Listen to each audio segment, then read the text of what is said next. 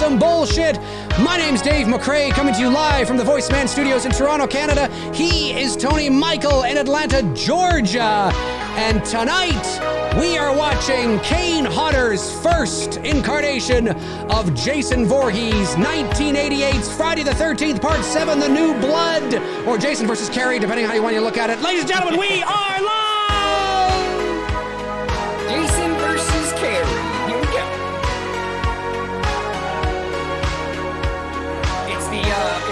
I call it the last powerful Friday the 13th film for me. Yes. I don't necessarily love it, but I can tolerate it.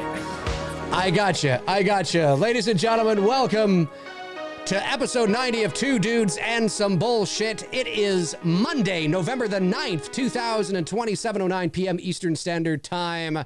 Welcome, ladies and gentlemen. Exploded. What's that? Say again? And the world has not exploded. The world has not exploded. No. The world is, I guess it depends on how you look at it, but no, the world has not exploded. From a certain point of view. Sorry, I was saying from a certain point of view. Yes, from a certain point of view. That's right. Oh, I'm a little low again. Yeah, you went. Do you want to know why? Down. It's for whatever. I know the issue now, though. I know the issue. So give me 1 second. For whatever reason, it did it last time. I know what the issue is. Doo-da, doo-da. I know what the fucking issue is. Oh, doo-da-dee. There we go. That. Oh, now you're loud because I had to turn. Yeah, you're good. You're good now. That it was just like solve it. Boom. Yeah, I don't know why. For whatever reason, my Windows automatically drops my mic, and it shouldn't be doing that. I don't know why it does that, and then I just fix it, and it's fine. I'm going to look into it, but for the time being, we are here, ladies and gentlemen. We're here. That's the most important thing. We are here. Absolutely. And we're ready to get this rocking. This is Friday the 13th, Part 7. This is The New Blood. Tony, First Kane Hodder film. First Kane Hodder film. This was Tony's idea.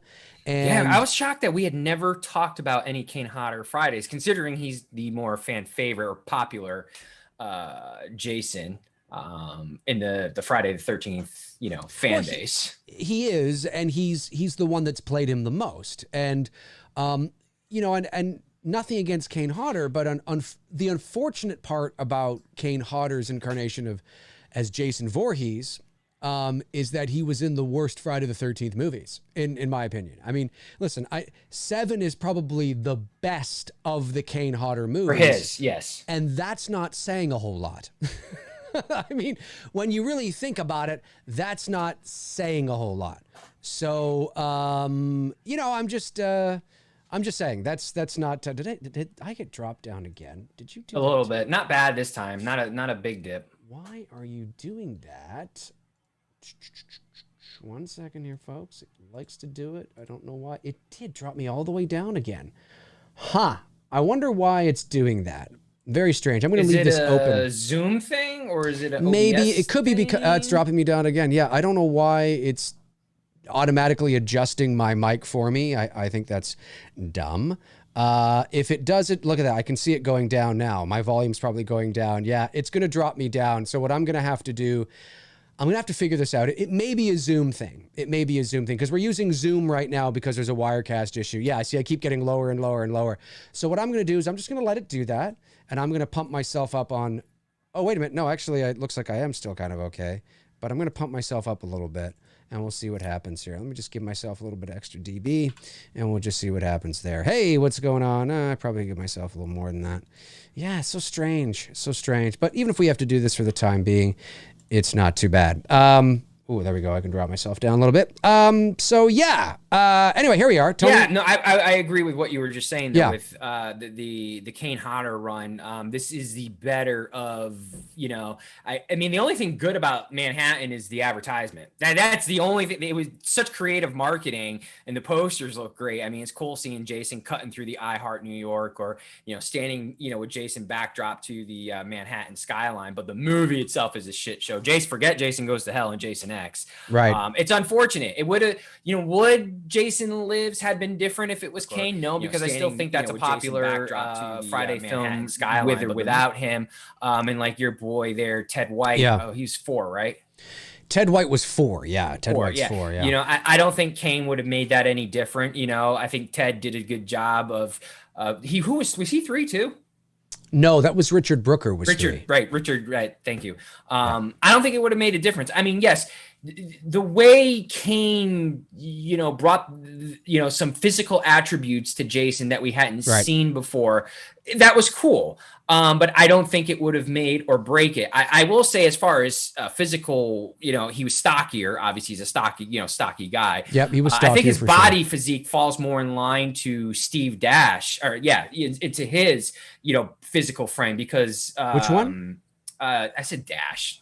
Fucking part 2, Gillette and Steve Dash. Yeah, that's right. That was right. Yeah, I was thinking, I don't know why I thought the name was wrong, but if you look at the physical features of Dash and Gillette from part 2, and then you look at Kane Hodder's, you could see that that's how Jason would have organically evolved, you know, as far as size and, you know, stocky, because Dash and Gillette weren't the big guys like, you know, White and what's his name there? You just said Richard Brooker. Yeah.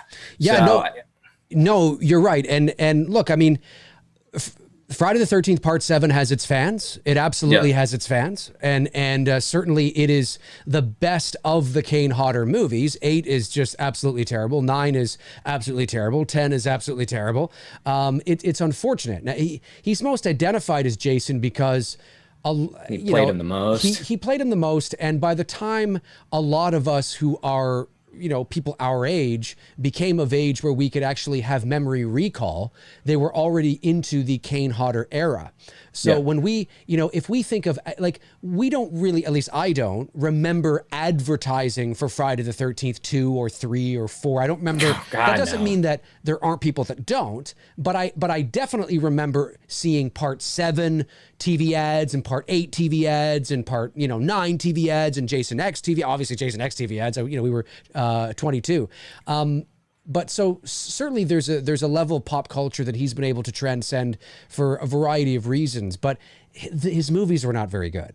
And he's not my favorite Jason. There's nothing wrong with what he did, but for me, when I think of Jason Voorhees, I think of Richard Brooker and Ted White and Steve Dash. But when I think of like hockey mask Jason, I think of those 2, 3 and 4. That's what I think of. And I know that people like to think of 6 as well.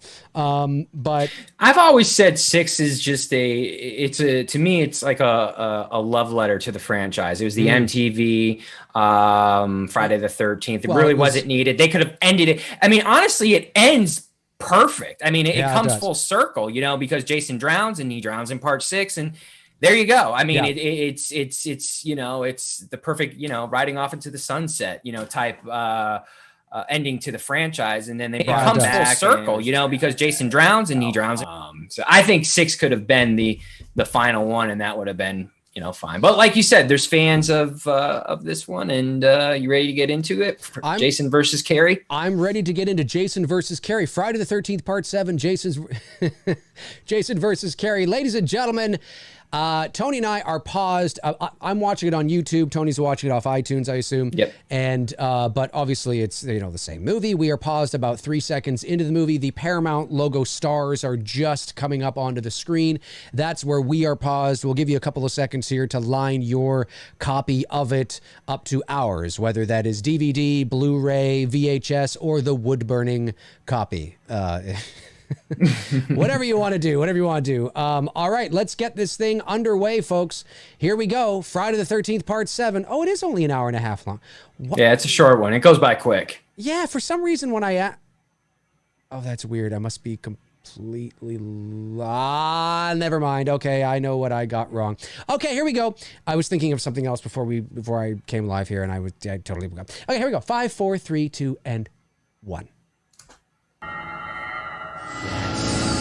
Yes.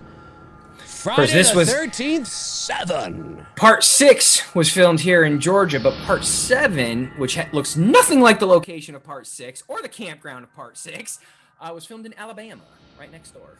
It was filmed in Alabama? Yeah. Wow. I always thought that was quite interesting on the change of, like, I always wonder how many years had gone by. Did they destroy the camp and put up, you know, cottages there? because where he drowns at the end of part 6, he drowns at the edge of the dock, in the story, right at the edge of or just outside the edge of the dock of the campground in part 6. Right. And then part 7, yes, he's near a dock, but you don't see the campground anymore. It's now lake houses and stuff. So I wonder how much time has elapsed. I don't know. Anybody in the chat know how much time elapses from part 6 to then part 7? Yes, he's near a dock, but you don't see the campground anymore. It's now like it's so screwed up, because that never made sense to me as far as like continuity goes. Wait a minute. Thank you, Frank. Dave, we can hear the movie in the feed. Thank you very much. Appreciate it. Is it coming from my end? Or no, it's coming from my end. It's coming from my end. Thank you. Took care of it. Everything's good. Thank you guys. Appreciate it. Yeah, I took care of it. Yeah, that would have been a big no-no. Yeah, it was coming from my end. Thank you, Darren, and thank you, Frank. Appreciate that. Thank you very much. Yeah, no, it shouldn't have been like that. I can hear it now. La la la. Yes, there he is. Doing a recap, of course. Part 6. I will give Friday the 13th credit where credit is due. They are good at recapping their movies. They really are. They let you know, okay, this is what happened before, and now we're going to pick it up right here. I mean, they're good for that. When you go through the whole, except, does 5 recap at all? I don't think so. Yeah, I think 5 does, because isn't it does recap the first 4 films. Right, exactly. Right. Exactly. Yeah, so I will say, okay, so this takes place early. They're saying 2000, 2001. Interesting. 2000, 2001. That's when this is supposed to take place? It would make sense, because it doesn't make sense that the camp is no longer there. So some time has had to have elapsed to, change the, the landscape of what's, behind the dock now, which are now, houses. I got you. And no longer a camp. I got you. Of course, if I'm to believe, unless Jason floated upstream. Right. Because, I mean, eventually he does get to the Atlantic Ocean. Mm-hmm. Yeah, the Atlantic Ocean. So maybe he floated upstream. That's right. He gets to the Atlantic Ocean. Translation, Vancouver, British Columbia, Canada, in part 8, because that's where they shot. I mean, really, this should have been the ending. I mean, it's a perfect ending. It sent Jason back to part 6 should have been the ending of the whole fucking thing, and then he's drowned. He's done. It's over. Send him back to the lake. Comes full circle. Yeah, kind of like Halloween 4 comes full circle. Jamie there with the scissors, Yeah, it's great. Here we are. Yeah. Friday the 13th, part 7, The New Blood. Starring Lar Park Lincoln. Hey, now that's a fucking name. That is a name. Park Lincoln. Anybody want a name like Lar Park? I don't think I could be your friend if your name was Lar Park. What the hell do I call you? Lar Park? Also, why does Michael flash on Tony's screen sometime? Cool, but kind of eerie. Michael, like Michael Myers? Oh, I don't know. I saw it once. I'm paying attention to it. I know what they're talking about. I only saw it once, and I don't think it's doing it now. No, I have you on a separate monitor. And the desktop picture on my separate monitor is of me. My half face is Michael and me. Okay. And gotcha. Zoom there must have been like a little bit of a glitch or something like that where they saw the desktop background. But I did see it, and I'm monitoring it, and I don't see anything at the moment. So we'll see. We'll see how it goes. Director of photography, Paul Elliott. Dude, we're fucking 2 weeks away from It's Me, Billy. I'm like... You excited? You stressing? Yeah, stressing. Tomorrow we have our camera test down at White's in Toronto, and we're meeting up with our DP and our gaffer, and we're going through a bunch of rehearsals and things like that tomorrow. Not rehearsals, but, well, yeah, kind of, to test out, the different lenses and all kinds of See what I mean? Shit. Like, it's not even the same. I mean, he's supposed to be there... But it's not even the same campground anymore. Yeah. Although, because you know it better than me. It kind of looked similar to me, but maybe just that was that one shot. Not even close. Not even close? No. Okay. I'll take your word for it. Shut the fuck up, McRae. Okay. Shut up, McRae. You don't know what you're talking about. I didn't lose. Come on, man. Don't you know a thing? Okay, this girl. That's got to be your new thing now. This girl always reminds me of Carol Ann from Poltergeist. No, she does. They're very. They could be twins. Like I'm telling you, it's Carol Ann. Carol Ann. Carol Ann. he's here. Can you imagine if she said that? I would have totally gotten her to say that. If I was directing this movie, I would like, can we at least have her say, he's here? I wonder if that's what they were going for consciously for the young Tina here. You know, a girl who looked like Carol Ann. I don't know. Maybe. And also too, this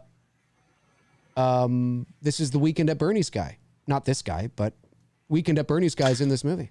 The doctor, Tina's doctor. Yes. Mm-hmm. You are correct. That's correct. So this is supposed to be the same camp in 2001. Well, whatever year part 6 takes place in. This literally, like, this could be what's her face's like sister. Yep. Of course, sadly, she passed away. That was sad. She was just not this girl, the girl that played. And you know, depending on when this event happens with the dad, this probably happens relatively close to when Tommy defeated Jason, because Jason's still sitting there looking pretty sharp. He hadn't started decaying yet. If you saw in the opening sequence there when they took the camera and went underwater briefly, shirt was still intact. Yes. Different shirt, looked kind of navy-ish. So I'm guessing Jason did a wardrobe change and went back underwater. And yeah, he probably did. He probably did. But the point is he looks intact. You know what I mean? He doesn't look what we're about to see here, you know, as time elapses. So yes. I liked her as a final girl. But the point is he looks intact. You know what I mean? He doesn't look what we're about to see here, you know. Really 80s. This is like when everything became really big hair. Like you're heading now to like late 80s and girls were just rocking that big hair. Sorry, there was a little bit of feedback there. I was aware of it. That's on purpose. Sorry about that, folks. Now this woman here playing her mom, she was in an episode of Three's Company. Three's Company fans out there, what episode was the woman playing her mom? What episode of Three's Company? I don't know the name of the episode, but you can describe it to me. What episode of Three's Company did it's Tina, right? Yeah. Yeah. What episode of Three's Company did Tina's mom appear in? All you Three's Company fans out there. I'm a Three's Company fan. And I also understand that Nick and the girl who plays Tina, they didn't really get along very well on set from the docuseries that Crystal Lake Memories. Watching that. They weren't BFFs. Let's just say that. You know, there was no love lost between the two on set working together. Tina and who? And what's supposed to be her love interest, Nick, the guy, guy here. Oh, did they? Dude rocking the short shorts. And from what I'm understanding is did they say why? It just probably didn't click. You know what I mean? It just happens. People don't get along is what it is. The girl who had the sunglasses on, she died of cancer, but she's very highly regarded as like a really sweetheart and like totally is opposite to her character that is portrayed in the movie as the snobby bitch. Fascinating. Like not like that at all in real life. Like she was very loved by the crew and everyone. Right. But played that part really, really well. I think it was cancer is what she died from. I don't remember 100%. The chat room can tell me. I think I'm going to grow my hair out like Tina's mom. There you go. Get a perm. So that's her. The chick in the glasses was who I was just talking about. Oh, yeah. I see. Oh, he's coming to rescue her. It's okay, baby. I got it, baby. I got it. Got it, baby. I'll help you. Don't worry. I'm a man. I'm a real man. Looking at those 80s panties. I was going to say, I'm a real man in my tight jean shorts and my cut-off sleeves and my sexy haircut. Look how fucking high his shorts are. He got them Nike high tops on, too. Jesus Christ, Latter-day Saints. Oh, Tabitha Short says, I have some great news for everyone. I found out we're having another boy. Congratulations, Tabitha. Congratulations. Awesome. That is awesome. You guys must be so excited. Of course, Frank Riker says, rest in peace, Alex Trebek. Yes. So sad. My girlfriend and I were fortunate enough that last year when we were in LA for the Voice Arts Awards, we were able to make it over to Sony Studios and watch a taping. Actually, we got to watch 3 tapings right in a row. They used the same audience for 3 tapings of Jeopardy. And he was there, of course, because this is a year ago. So we're very fortunate that we got a chance to see him as the host. And but it's too bad. Yeah, it's too bad. Yeah, I was telling Dave before we went live, my grandparents, man, religiously watched that show. Like anytime we'd be at their house, 7:00, Jeopardy would come on, and they would sit there and play their game, and who would get the questions right and shit like that.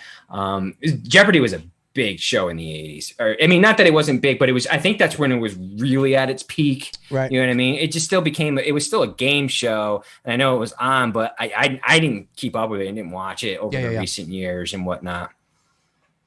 I watch it.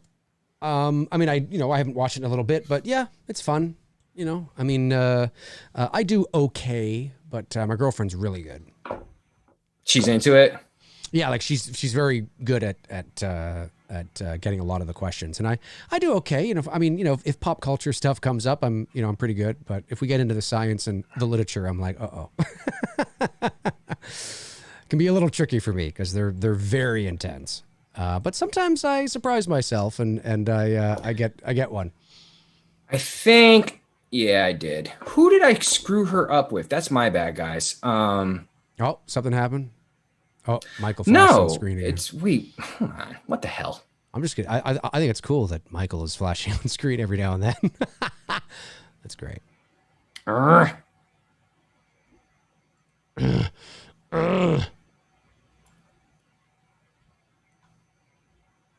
Ba-na-na-da. Okay, who did I get her screwed up with then that passed away from the franchise? She might be still alive. Okay. All right.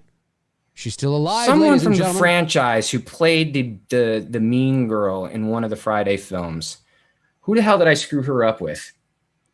The mean girl? One of the mean girls in the Friday films passed away. And Bernie's fucking losing it. I don't know. Chat room. Tony's... I don't know, because it says she's still alive, but it says update RIP Susan Jennifer, and this was November 28th, 2012. Yeah, I mean, it's saying that she passed away back in 2012. Okay. And that's where I got that. I could have sworn that's where I got the information from. And it's saying here on the Friday the 13th franchise website. Oh, they updated it 6/10/20 this year. Holy fuck nuts. That's like an 8-year gap of updating it. Wow. That's intense. She's alive and well, and more details to come. Holy fuck balls. So, because I'm telling you, it said in the fucking... That's intense, man. Crystal Lake, yeah, it says it even here on the Friday the 13th. This sad news to pass along, as it's been speculated about for many years now, but the good folks producing Crystal Lake Memories documentary have confirmed Susan Jennifer Sullivan's passing. They found the obituary for the late actress, which is posted below, and it shows Susan was lost to the world August 10th, 2009. That's the article there. Now there's an update to this article that says update 6/10/20. We have learned that Susan is alive and well with more details to come. Man, that's like some Friday the 13th shit right there for you. Wow.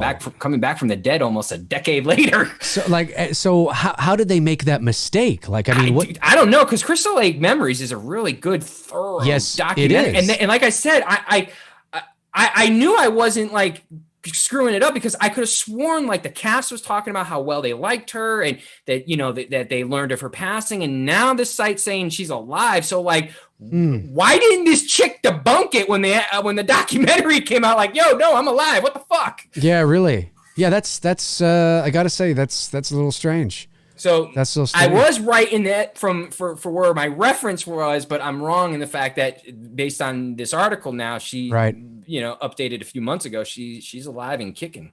If she had not done this at the lake here, Jason wouldn't have returned. That's right. Like, what the fuck, man? If she didn't go full carry. Yeah, exactly. She fucked it up. Zombie Jason. Yeah, this is when he's full on. Yeah. It's funny. I've never really been a big fan of this movie. I mean, again, in comparison to the movies that came after, it's watchable because it's. Like I said, I can tolerate this film, but that's about as much as it goes. I don't watch this one too often. But yeah. If I'm in a mood for Kane Hodder, Jason, God, I always hated that shot because he looks so wonky with it. I know.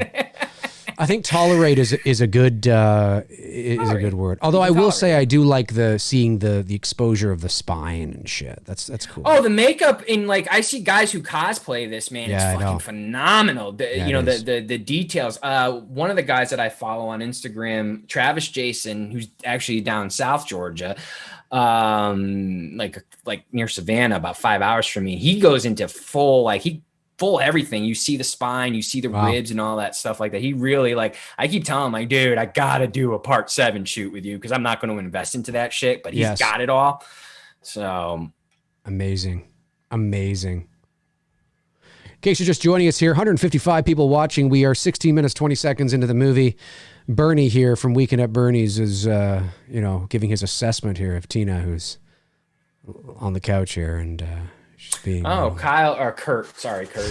Drayton said she's alive. She was found in a video on YouTube for conservative groups. She didn't want to be associated with the franchise, perhaps for religious reasons. Makes sense. Now, and who's this again? This is the mean girl, Melissa, in this film. Okay, point her out to me again. I will. Yeah, because if you watch the documentary, they do reference her passing away. This. And they talk very highly of her being a really great person. And then some people in the chat said she's alive. So I did the quick search here. She's alive. Wow. Alive and kicking. She's alive and kicking. Kicking and alive. Only in a Friday the 13th franchise would that ever happen. And here we have 2 expendable actors who are about here to have sex. Who are here for nothing more than to die at the hands of sex. Jason. Yeah, and that's it too. That's right. Yep. That's it, folks. She looks like she's wearing a wig. I love the aesthetics of the interior of that cabin. Yeah. Didn't they build this cabin specifically for the movie and then tear it down? I believe you're right. And then blew it up at the end. Blew it up at the end and almost killed the whole set crew. Yeah, I don't know. I mean, if they didn't get kind of this guy here kind of looks like he could be like Christopher Reeve's son a little bit. Just a little bit in the eyes, maybe. Could have been a Superman. Could have been a Superman, maybe, yeah. Oh, hi, how are you? Hi, I'll be back later, Mom. Where is she going? I want to assess her a little more. This is before he became... Also, Weekend at Bernie's guy here, I forget his name, his real name. He was also in a couple of episodes of Three's Company. Okay. I know. I'm sure our audience is not Three's Company fans, but I was a big Three's Company fan. And he was also in a couple episodes of Three's Company. So we have a few Three's Company alum in this Friday the 13th. Now, I'm wondering, too, when they changed it back to Crystal Lake, because if this is taking place after part 6, it should be still called Camp Forest Green. Ooh.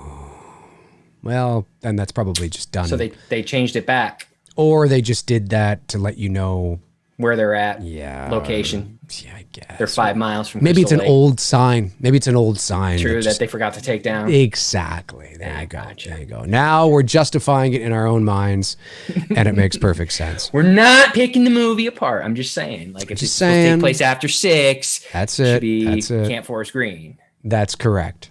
That is correct.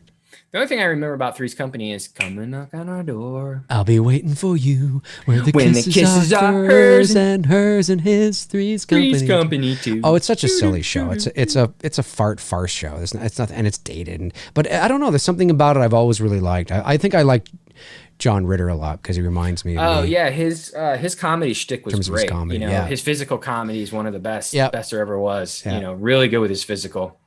Oh! Where does he get her? Is that through the? It didn't go through his hand, so. No, this guy's gonna stumble back. He's like, he's not gonna get me. Is this the one? No, I think it's later where Jason's got like that long, like circular saw thing or whatever, and he's like, yeah. I think that's later. I thought he got it from behind, so then he stabbed it in the front. I guess, yeah, because. I'm all kinds of confused on that kill because I thought he grabbed her by the. Now I'm telling you, look, Kane Hodder is a wide guy. He was stocky, especially at this time. He was a big guy, lots of muscles, but he's not a tall guy. And I know people like to say that he's 6'2", or I think he even himself has himself labeled as like 6. He's no way. There's no way. Yes, absolutely. I've seen him at conventions. He's always got big boots on. And there was a buddy of mine who is 6'2". His name's Roger. And he says, Dave, I was standing next to him, and I'm telling you, there's no way. He may be 6 foot, 5'11", maybe 6 foot. When you look at him in the room with a lot of the women, pay close attention to the he's not that much taller than a lot of the women. Well, and the average height for a woman is not. I mean, unless all the women are 6 feet tall, he's. I'm not saying he's a small guy. I'm just saying that.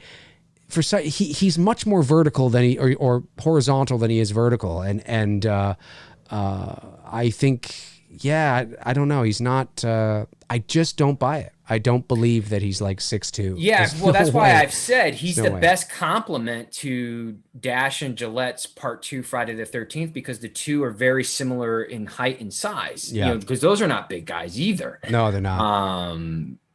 So that's why I always felt like, as far as size wise, they complement each other. So had he been the Jason from parts 3 through the rest of the franchise, he would have been the best complement to keeping Jason within that size. Yeah. And I've never been a big fan. I've said that before many times on here, big and broody like Derek Mears or whatever, or Tyler Mane isn't scary. It's just intimidating because it's a fucking big ass dude. You know what I mean? Like that's just fucking intimidating when you've got a dude who's like barely 6 foot coming at you with a potato sack on. You're like, okay, this is all kinds of crazy. What the fuck? Oh yeah. You get a dude who's 6'4" to 6'7", like what the fuck? You know what I mean? There's two different types of reaction. Totally. And people have to understand too, when you get to a certain level, image is everything. And it's why Tom Cruise wears lifts. It's why Sylvester Stallone talk about wears short, lifts. man. Dude is short. He's shorter than you. He's about 5'7", and Sylvester Stallone is not much. He's maybe 5'9", if that. Yeah. It's a big deal. It's a big deal. And Kane Hodder has, he's fucking Jason. Like, it doesn't sound.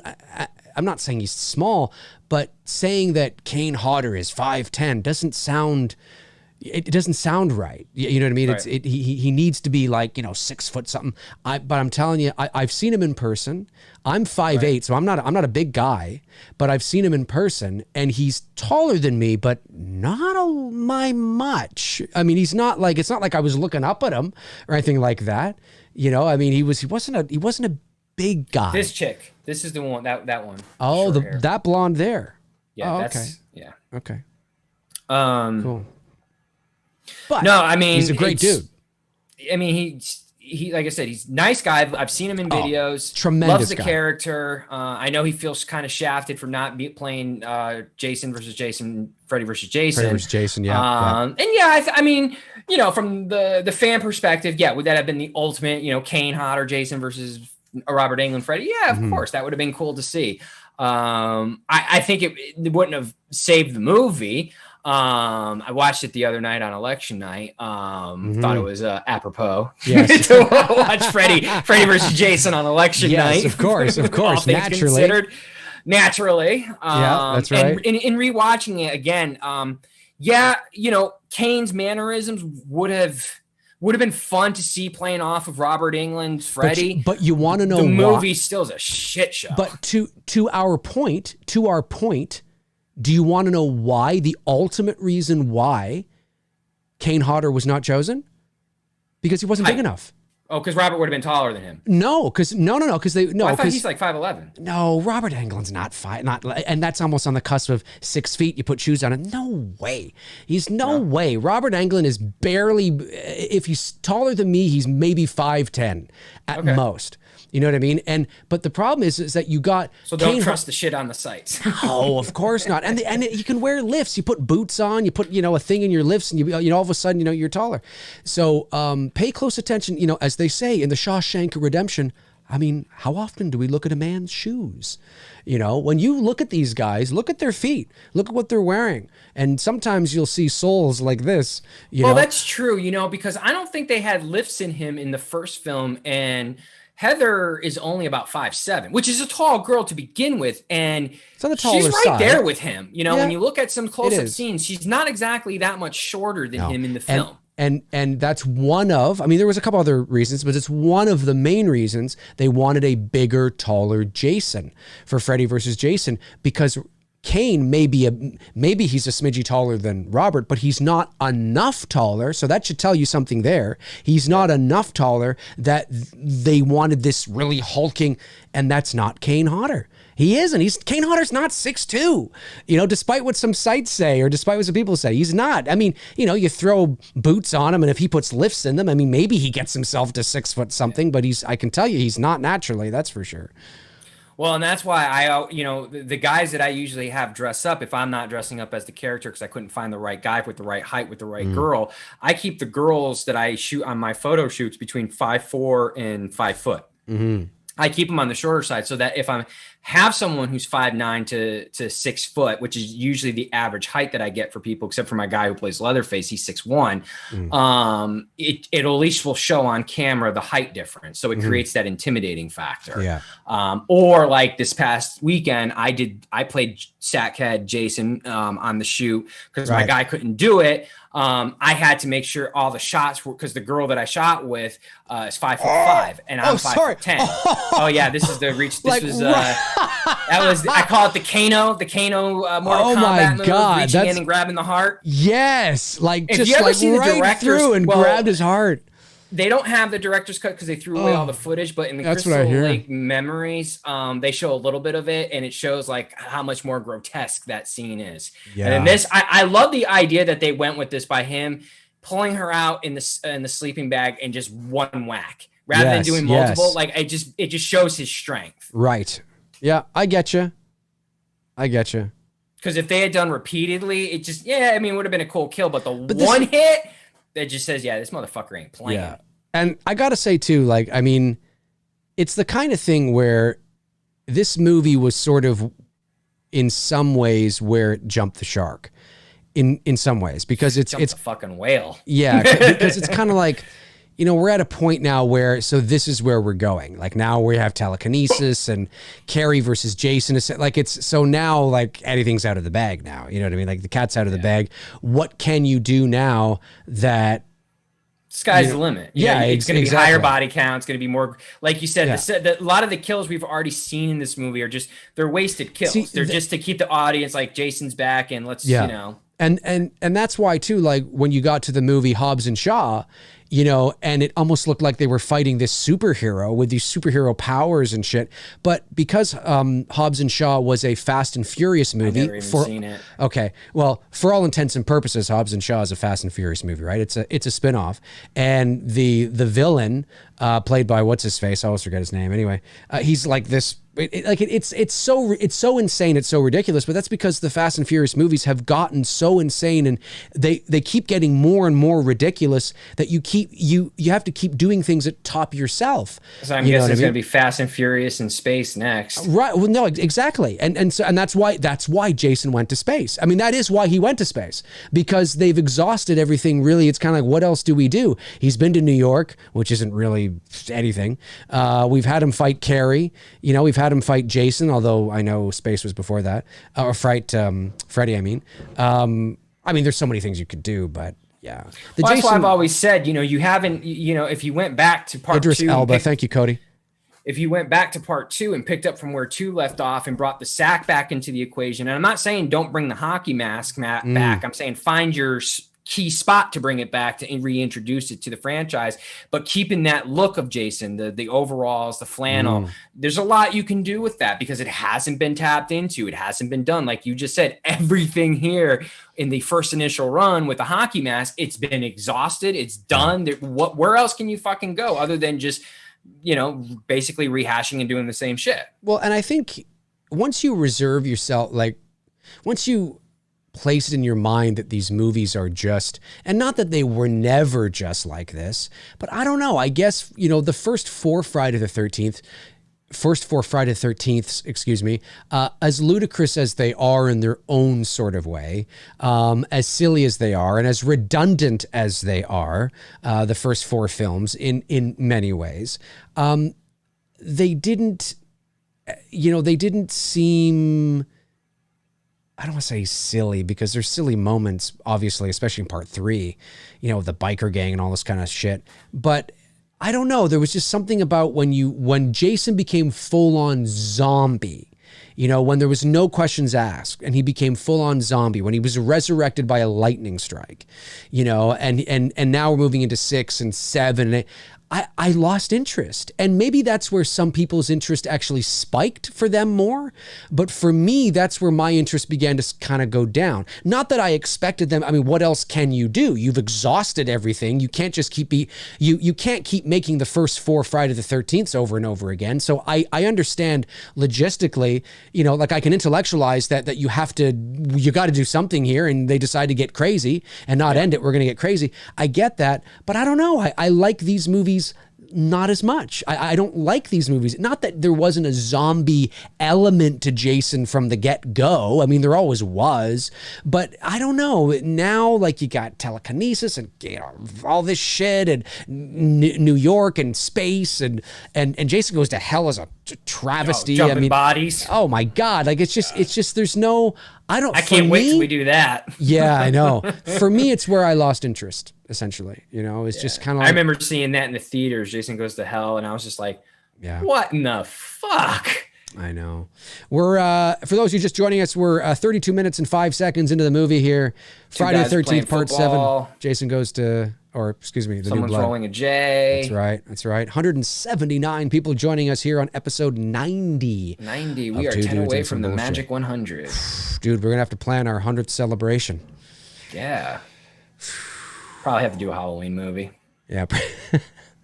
We'll do a 48-hour marathon where we just sit and we'll watch everything. Yeah, everything, including Rob Zombie's shithole 2. Everything. We wear diapers. Hey, that's what we'll do for the big 100th. We'll watch Rob Zombie's Halloween. We wear diapers so we don't have to get up and go to the bathroom. We just sit here. We just sit in our own feces. And although Halloween 2 wouldn't be a bad idea for the 100th, because we haven't watched that yet. Yeah, no. And I think enough time will have passed, because I watched it Halloween night. Enough time will have passed where I'll be feeling to watch it. Well, we probably won't get to our 100th episode till probably in the new year. That's what I'm saying. Yeah, and then once we're done our 100th episode, I think that's when we should start fulfilling some of the Two Dudes perks and get a couple people on. So agree, because your production will be done. Production will be done. We'll be in post-production. We'll have crossed our 100th episode. You know what I mean? And then we can get some people on. So that'll be good. That'll be a lot of fun. Yeah. And that'll be like probably January something, end of January, something like that. Is this when she breaks the pearls? Yeah. Oh, yes. Carrie. She's pissed. Oh, and that's the woman there that supposedly people couldn't find, that was supposedly dead. The one with the pearls, right? Molly, we actually did Halloween Resurrection already, and I'm never going to watch it again. That's it. I did it for the show, and that is it. Yeah, we did. Do I have it on here? Wow, I don't think I put Trick or Treat Motherfucker on here. Oh no, is this it? Trick or treat, motherfucker! There you go. That's me though. Again, that was a deep cut. That was a deep cut. Halloween 6, the producer's cut for the 100th episode, requested by Power Packers. I don't know. 100th is kind of special. Obviously, we're not going to do the original because we've actually done that twice. Yeah. We're doing Debbie Does Dallas, actually. Debbie Does Dallas. Halloween 2 would be, because like you said, enough time will have passed. It would have been a few months since I've seen it. Yep. Oh, super chat. Thanks, Power Packers 90. Appreciate it. Now, the girl that had her pearls broken, that's the one that supposedly... That's the one that's supposedly... That's supposed to be the one who died. Yeah. Did they say supposedly how she died, or did no one know? I'm not 100% sure if I'm almost positive in the video or the Crystal Lake Memories documentary, they said cancer. I could be wrong. Well, but I have to rewatch that again and see what they said. Someone in the chat might be able to know. Like at this point in the game, when you're a doctor, you're a man of science, but you're seeing televisions hurtle across fly the room. at you. I think at this point, you either are looking for reasonable explanations, wires, and trickery, or you've just witnessed something, that's unexplainable. The chick is batshit crazy. Yeah. I mean, clearly she's got, she's got going on. I don't know. I don't know. It's crazy stuff. It's crazy stuff, ladies and gems. Crazy stuff. There we go. I can see the chat a little better now. Aaron Click says, I love how pissed you sound, Dave, with your Busta line. Trick or treat, motherfucker. Yeah, I do. I'm so. Trick or treat, motherfucker! Yeah, I know. He doesn't say it like that, but I say it with more conviction. More conviction. Oliver Mercer, hey D&T, would you do a 2-dude show on The Exorcist and Exorcist 3? We did do The Exorcist. We've actually done 2. We did a live watch of The Exorcist, and we've talked about The Exorcist. Correct. But we have not done Exorcist 2 or 3. No. So that is three. Those will definitely be a possibility. I mean, we're going to probably tackle almost everything in horror. And we still got to circle back around and do The Faculty because yeah, we did promote that, and we never did it. We didn't because of technical difficulties, and then October hit, and you and I were out of commission for a few weeks, and that's going to happen again at the end of this month because there'll be 2 Mondays. We can do in The there. Faculty next week. Maybe we will. Maybe we will. Yeah, we'll see how that goes. Yes, because Monday the 23rd and Monday the 30th, I will be unavailable to do shows. Nice ass. Sorry, I just had to get my ass No, complimented it's in there. She's got a nice little ass on her. She's got a nice body. It's 100%. He's going in. I mean, who wouldn't be going in? I would too. What the hell? Why not? Right? Who wouldn't be going in after this? I'd already be naked. This dude's freaking going nonchalant. Let me just unbutton everything and take my fucking boy sweater off. I've been stripped down naked by now. Jason just comes out from behind the tree. I love his look. Watch this. He looks up like it's his buddy. Like, hey, what the fuck? What the fuck, man? The fuck, man? What are you doing, man? Like, wouldn't you scream and get up? No. I don't think he was fully comprehending what he saw. Yeah, I think you're right. His head's off. She sees it. She screams. Wait, I thought his head came off his body. And I thought Jason was afraid of water. And how did he get into the water so quickly without her noticing? Without her noticing, yeah. I like this Jaws moment, though. I bet you do. I bet you do. I mean, it's totally Jaws. Oh, totally, 100%, 100%. Totally Jaws. 100%. Of course, there was a little delay there on the grab, and then when he. Yeah, there wasn't. I don't know how he got into the water. Now we're back at the Super Jason. Right. Look at this. So lame. So lame. Flinter says, would you guys consider doing a show on Terminator 2 Judgment Day? Oh, yes. Yep, for sure. Yep. Don't worry, folks. Don't worry. Be happy. Be happy, you some bitches. The Bad Case says, I would love to see a Krampus 2 dudes in December for Christmas. I have never even seen that. Neither have I. I don't know. We'll see. We'll see what we'll do. I want Die Hard for Christmas. If all goes well, like I said, we're 2 weeks away from Greatest Christmas movie ever. Yeah. The plan is to have a It's Me Billy teaser by Christmas. There you go. That's the plan. 2 weeks away from. God, we're 2 weeks away. Holy shit. It's intense. It's intense. I thought she looked better like this when she went full 80s glam. I didn't think she looked that good. I get you. I thought she looked. She has more of natural look attraction. Right. I understand. But she gets too glammed up here. Too glammed up. Like, I got to admit, I'm not a glam guy. Same. I learned I learned over the years that I'm more of a girl next door guy. I've learned that. Like her, she has a girl next door look to her. Yes, she does a little bit. Sure. Yeah. She's. I mean, yeah. Yep. Nathan A. 2 dudes on Hellraiser movies. Yeah, I've only seen the first one. I haven't seen any of the others. I think I've seen the first 2 Hellraiser, but that's it. And I wasn't a huge fan of this same. Of the like the first one, I was like, okay, this was good. I'm good. Jason Voorhees, there he is. Yes. And isn't Kane Hodder the one that gave Jason lungs? Because we're seeing him going. Just breathes a lot. Yeah, Breathes he does. heavy. Yeah, he breathes heavy. I think, like I he's the one said, who there's gives just him- mannerisms that he added to the character that we had never seen before. No, it's true. And like I said, him as Jason, I don't really have any issues with him as Jason. I just was never, by this point in the series, my interest had started to wane. Like I was kind of like, not really, you know. But for a lot of people, it might be that their interest was starting to actually, you know, pick up. For some people, it could be a scenario where it was part 7, 8, and 9 were some of the first Friday the 13th they watched, which caused them then to go back and watch the originals. Very much like Halloween H2O, right? Yeah. For people that are younger than you and I, Tony, Halloween H2O was their introduction into the Halloween universe. Sure. And then that caused them to go back and watch the original. So there's like 4 was for me. Right, you know? right. There's a nostalgic attachment there. You know, and I imagine that some of these later Friday films here are that for some people. Because I had older siblings, of course, as well, I was into Jason, like, you know, I got into him in the like 83 or 4 or whatever it was when they were there, when the parts 1 through 4 were around. I don't know, I guess by 88, what we were 9, I just wasn't, I don't know, I guess I was on to other things. I wasn't just a big fan of this movie. And by the way, if you ever walked into the woods at night in the South, it is not this light. Trust me. There is not this much light in the woods in the South. How funny it would be if this guy became like a Bernie thing and he was just like dead and Jason was using him as like Bernie to, wouldn't that be funny? So you pick it up, you see him dead. That's the reaction you have. You pick this up slowly. Yeah, I know they're trying to convince us that that's the moonlight, but it doesn't look like moonlight. It doesn't. It's not. It's too. It's too lit. It's too uniform.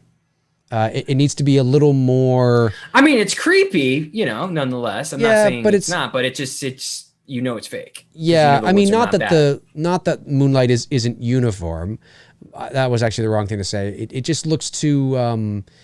That's what makes the first 2 films great, because the first 2 films, when it gets to nighttime in the first 2 films, it's night. Mm-hmm. I mean, shit just goes off into the dark. Yeah. And that's what it's supposed to look like. I love how this woman is acting like she doesn't know how to put a VHS tape into the VHS tape player. Like, come on, it's 1988. Is that VHS or beta? I couldn't see it. Oh, I don't know. Yeah, it's true. It could be beta. Probably VHS, though. Okay. But it might be beta, because a lot of the broadcasts, if you worked in television, not that he's in TV, but a lot of the broadcast networks would always work in beta. They wouldn't work in VHS, because beta actually is better quality, believe it or not. But it just never picked up. No, there's not like VHS did. Right. Well, there was a war there for a while, and then VHS won, kind of like HD and Blu-ray. Hey, the PS5 I think comes out in like a couple of days or something like that. I'm good on my Retron 5. Same. I'll probably get the PS5 though eventually, just so I have it. I don't know. We'll see. I was playing Super Mario. You know what sucks? You can't fucking save Super Mario 3. You can't save a lot of those. On the Retron? Yeah. Really? Yeah. You can't. It sucks. I only have the first 2 Marios. My girlfriend and I were playing it, and we're like, we're not gonna. There's no point in, like, we can play the game for a little bit, but there's no point in getting invested, because then you can't save your progress. And it's sometimes we forget that that's what it was almost like back in the day too. Like, there were some games you could save your progress with, but like the first Mario, you couldn't. And even on the original NES, you couldn't. You just played until you died, and then you had to start all over. Same with Mario 2.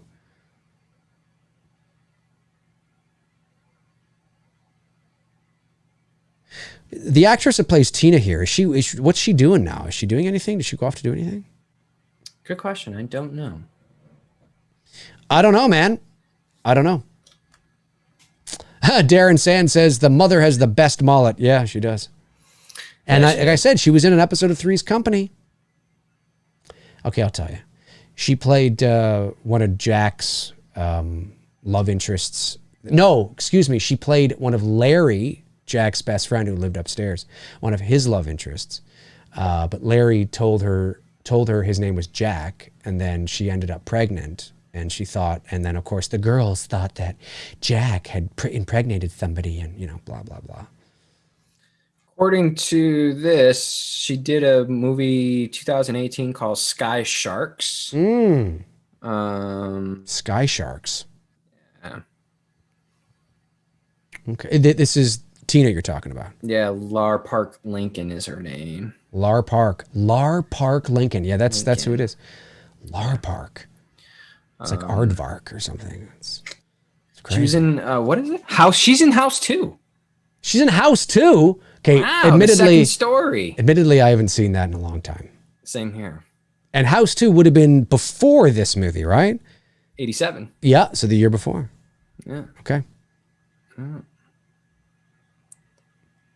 That had a bit of a Halloween 4 sound to it in that soundtrack there. It kind of did a little bit. A little Halloween 4-ish I was hearing there. Yeah, she's all glammed up. I don't know. I'm just not feeling it. Not feeling that glam.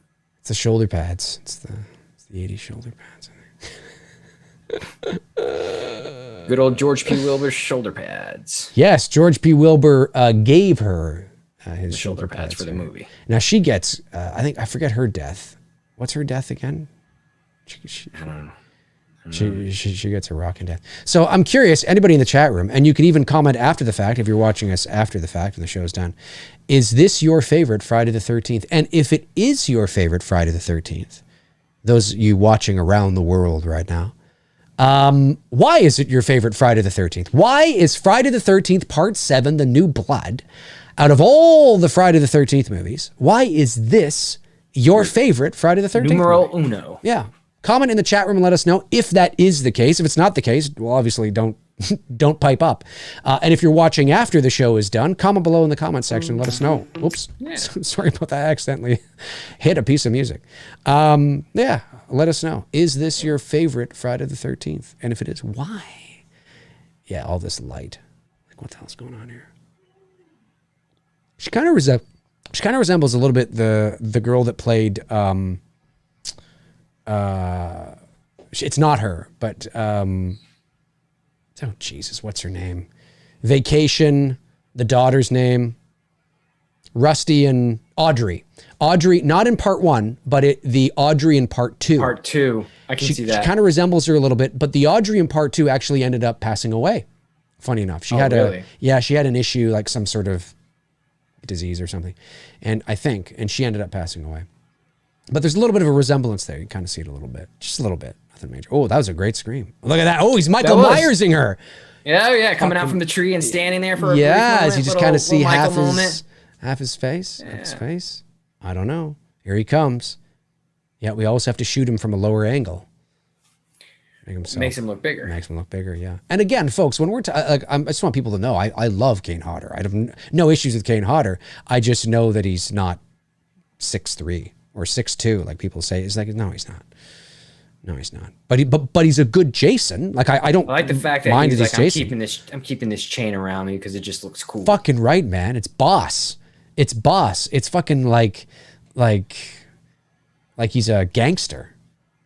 I'm telling you, that's why he's doing it. He's a gangster. It's fucking amazing. Here he comes, keeping that chain around me, bitch. Fucking motherfucker.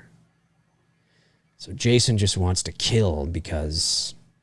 See, like little things like that he added, like the looking through, can I see you? Yeah. You know? Oh, for sure. And a lot of people, he's their favorite Jason. 100%. It is too bad that he just was in such garbage. Like when part 7 is the best movie you were in, it doesn't say too much. Not that, but to be fair... None of the Friday the 13th, and I mean none of them, even the first movie, which I adore, are great. You know, we're not talking cinematic. No, like they're all pretty, but some are better than others, and some are a little, yeah. Boy, I've noticed one thing about Friday the 13th. They do definitely have this in common. They love their barn scenes. I love the barn. They do love the barn. I love their barn. Oh, yes. Oh, he uses, what is that, a scythe? Is that a scythe I think so. Off-screen kill right there. I mean, kind of on screen, but the end result off screen or the actual penetration. What the hell is he doing out here all of a sudden? there to protect her. No, they don't get along. He doesn't give a shit. Yes, the Three's Company alum here, coming to the rescue. Come and knock on our door. Three's Company alum. I mean, they were just guest stars, but still, that mullet, man. I'm growing hair like that, ladies and gentlemen. I would love it if you did that. I think that would be utterly fantastic. To quote Linda from, or was that Linda, or was that Annie? Who says that line? Annie. What the fuck? Fantastic. Why am I seeing a guy's tighty whitey's ass? Why am I seeing this? Why am I like? Oh, I see. Because she was trying to fight him off. Okay, yeah, I was like, she wasn't really. She's not about the D. No, I don't. Not his D. I don't want to. Tighty whiteys. They used to be all the rage, man. Fuck, I wore tighty whiteys when I was a kid. We all did. And then you get to a point where you're like, it's not cool anymore, man. It's like that age when you get to when you're calling up your friends. Oh, like, the van. Hey, oh, that was big in the 80s. The vans. The vans. Yeah. And that style really of van too. Yep. That style. Setting up your own little thing in the back. Yeah. It was really popular in the 80s. So this is saying it right here. You can't, don't be promiscuous, ladies and gentlemen. That's what it is. Yep. Heck says, I only just found out Dave had hair a few weeks ago. Funny, because I wear hats all the time. Yeah. No, I have a full head of luscious hair. I don't know. When you do all of your work from home, you got no reason to style it. I mean, unless I'm going and I will not wear a hat if I'm attending a certain function or an event where I'm not supposed to, like a funeral or a wedding or, but I'm a hat guy. So always have been. Boy, he got his sweats and sneakers on pretty quick for a dude who was having sex. He did. I actually don't even see when he put his sneakers on. I don't think she's satisfied. I don't think she's sexually satisfied right now. I don't think they were really having sex, but that's just wow. So you think he was dry humping her? I do. Wow. I mean, because I didn't see when he put on his shoes. Okay, so this guy was wow. Well, you know what? It gives a whole new meaning to Hollywood and their fake sex and horror films. How wow. dare they? Go big or go home. Obviously, they were not having real sex, but even in the movie, let's pretend it's real. In the movie, you think he was just like, no, babe, I'm just going to dry hump you tonight. Good kill. Here it comes. I don't remember this kill, so here it is. Oh, crushes the head. Oh, yeah, just right there. Oh, yeah, crushes it. And she doesn't hear this mayhem going on? It's like right outside the van. I'll say she was hot. She was very attractive, yeah. This movie has a lot of attractive women. This movie definitely has good Friday girls. Most horror movies always have attractive women. Yeah. Oh, look at the red balloon. Ooh, it? You think that means it? Is that an it? Is that an it reference? You think it's an it reference? No, it's not. It's just someone's gonna make a YouTube video saying it is now. They're gonna go the fan theory connection of it to Friday the 13th with the red balloon and Friday Part 7. Yep, they will. Yep, they will. They will for sure. That's something. What's that website that we got this covered? Is that fuck? We got this covered. That's something they would write up. We got this covered. Yeah, they would. I'm surprised they haven't yet. Oh, here's the I'm dead, not dead.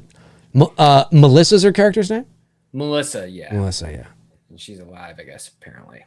She'd probably be, how old would she be now? He looks like the dude from I think I know what you're going to say. Carrie. Yes, he does. That's exactly what I thought. Looks like the dude from Carrie a little bit. Not Carrie, Christine. I'm sorry, Christine. Sorry, yes, Christine. Yeah, Christine. What's his face? Arthur? No, Arthur. Whatever his name is. Arnie? A little bit. This looks Arnie. like I think it's Arnie. Is it Arnie? Or? Facial features. Yeah. That's right. That's right, ladies and gentlemen. That's right. Flinner, my favorite Friday movie is Part 2 and then Part 1. Look at this. Look at this guy. He's going to town. Oh, boobage. Little boob, little side boob. Little boob. There's not a lot of nudity in this. You saw the ass. Mm-hmm. A little bit of boobage there. I thought somebody said there was no boobs in Friday the 13th Part 7. There's a little bit of boobage there. A little bit, yeah. Part 6, there's no. It's Part 6. Okay, that's what it was then. That's what it was. There's Forget it. I stand to correct. There's no nudity in Part 6. And it's a fan favorite. Go figure. The one scene they were going to try to get the nude in, but it was too late because they had already signed the deal, was the Travolta's nephew scene in the RV when he's having sex with that girl. They wanted her to go nude, but they had already signed the contract. Yeah. I He's get like, you. nope, sorry. Yeah. I wonder how they get. Imagine getting. I don't know why I'm laughing. I'm sadistic. Imagine walking through the forest and seeing this. Like, what the fuck? Oh, she has visions. She knows how it happened. That's right. She knows how it happened. Tina's kind of cute too. I realized she's pretty. She's good. Yeah, she's pretty. If I were to rank her in the Friday girls, like mine's Amy Steele and then Jennifer Cook from part 6. Then I'd probably go Adrienne King from part 1. And then what's her name from part 4? Blonde. Her name. I forget her name. Do you know her name? I don't know her name. No,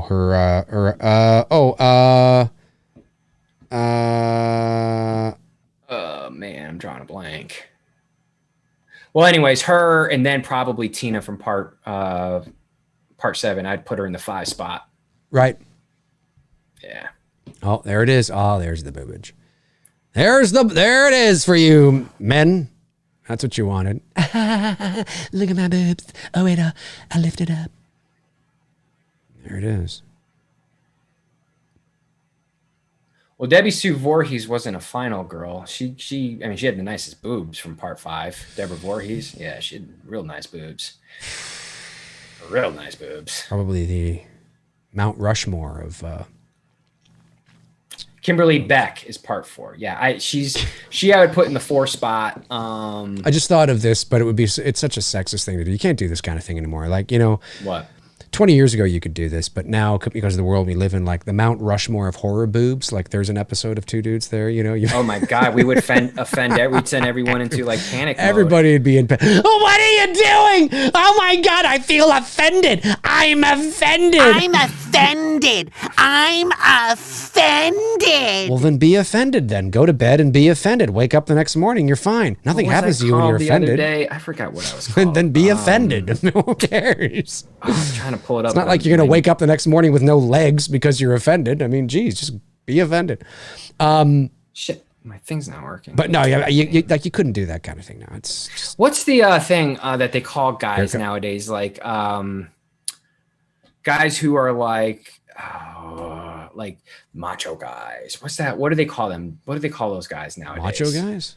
Yeah, like guys who act like that. Dicks? I got called it the other day, and I really, you got called it the other day, like in person? Yeah, but or it was on on social media. But there's an actual word for it, and I what did you get? Think of it, and I can't pull it up because my phone's acting hooterific right now. What photo was it? Why was it? I have a feeling I know who it was because somebody resurrected here not too long ago, and I got a surprise email and deleted it. Oh, Devontae Huntley? Yeah. Oh, basically, good old as soon as I saw like, hey, it's Devontae, I deleted it. I was like, and it was like this like novel long. I'm like, dude, I am not fucking sitting here for an hour reading this. No. No, it's nonsense. No, I blocked that pigeon head a while ago. Toxic masculinity. No, it's not. It's in that wheelhouse of what you would call a guy like that today. Bud Gumperson says meathead. No, that sounds like something like years ago. Not a tool. No. Chauvinists, no. No. I wish my fucking thing would I wonder what work. Oh, look at that. A black rotary phone. Ooh. I wonder if this guy's doing anything now. I'm not. Fucking. Things are moving, folks. If you're just joining us, we are 59 minutes into this movie, and Tina's fucking having a telekinesis conniption fit here. It's intense. Whew. Tom Ferreira sends in a $4.99 super chat and says, in the future, maybe could you do Godzilla 1985 or Chucky? Just some recommendations. That's a vast... I would do Godzilla 1985. I don't know if I would have any interest in doing Seed of Chucky. But I would do Godzilla 85 just because I have. No, but we could do Child's Play 2. We definitely could do Child's Play 2. I would do Child's Play 2. Yes, I would do Child's Play 2. Where are you? Yeah, sexist? No, it's not. Wasn't sexist. I doubt that was it. It was probably something. Darren says pervert. Well, listen. I mean, like I said, there's a lot of things that because of the era that we grew up with, there's a lot of things that we're like, no, we can't do that. Like I was watching Trading Places, which a movie I adore, that I think is hilarious. I was watching Trading Places about. I got it. I found it. Okay, 1 second. I was watching Trading Places. Oh, wait a second. Hang on a sec. Now watch Kane Hodder here in the. Okay, no, hang on. Anyway, I have so many thoughts going. So I was watching Trading Places, and if you've seen that movie, you definitely know there are a lot of things that are said in that movie, and there's one particular thing that Dan Aykroyd does at the end of the movie that would not. I'm surprised that movie hasn't been canceled. I'm surprised Dan Aykroyd hasn't been canceled. Oh, for sure. I mean, but it's one, and I was laughing hysterically because, well, it's just I'm not offended by it because I'm just the era I grew up in, and there's a lot of people that would watch that movie, even who are of a certain ethnicity or whatever, that probably wouldn't be offended by it because of the era they grew up in as well. And I'm not saying it's right. I'm just saying that I think it's a hilarious movie. But when I watched it for the first time in my life, I was like, oh shit, you can't do that now. Anyway, no. What's the word? It said, thanks for the personal update, Tony, beta cuck, Michael. Like a beta male. Beta cuck. Oh, beta cuck, though. Please. Beta cuck. That's what I got called. Please. Whatever. Please.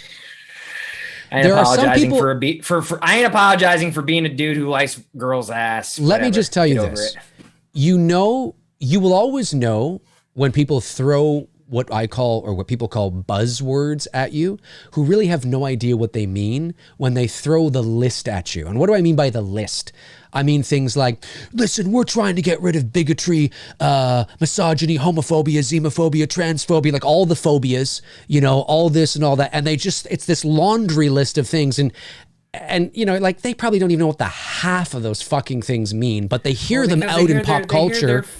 They hear their friends talking about it. Their celebrities talking about it. They know it's wrong, and they know we're trying to eradicate this, and we know we're trying to. So they toss you'll always know when somebody really doesn't know their ass from their elbow when they're talking about that kind of thing, because they can't form an argument beyond the buzzwords. It's just the buzzwords, and if you try to have a rational conversation with them, it's just you can't, and it's unfortunate. And that's not me saying that those things are acceptable. Of course they're not acceptable, but you can always tell when somebody really doesn't know what they're talking about when they call you something. Yeah, like, they follow, like you said, their celebrities say it, and they're like, oh, I'm going to say it to you now. Yeah. Oh, look, I've been called racist, and I'm like, racist?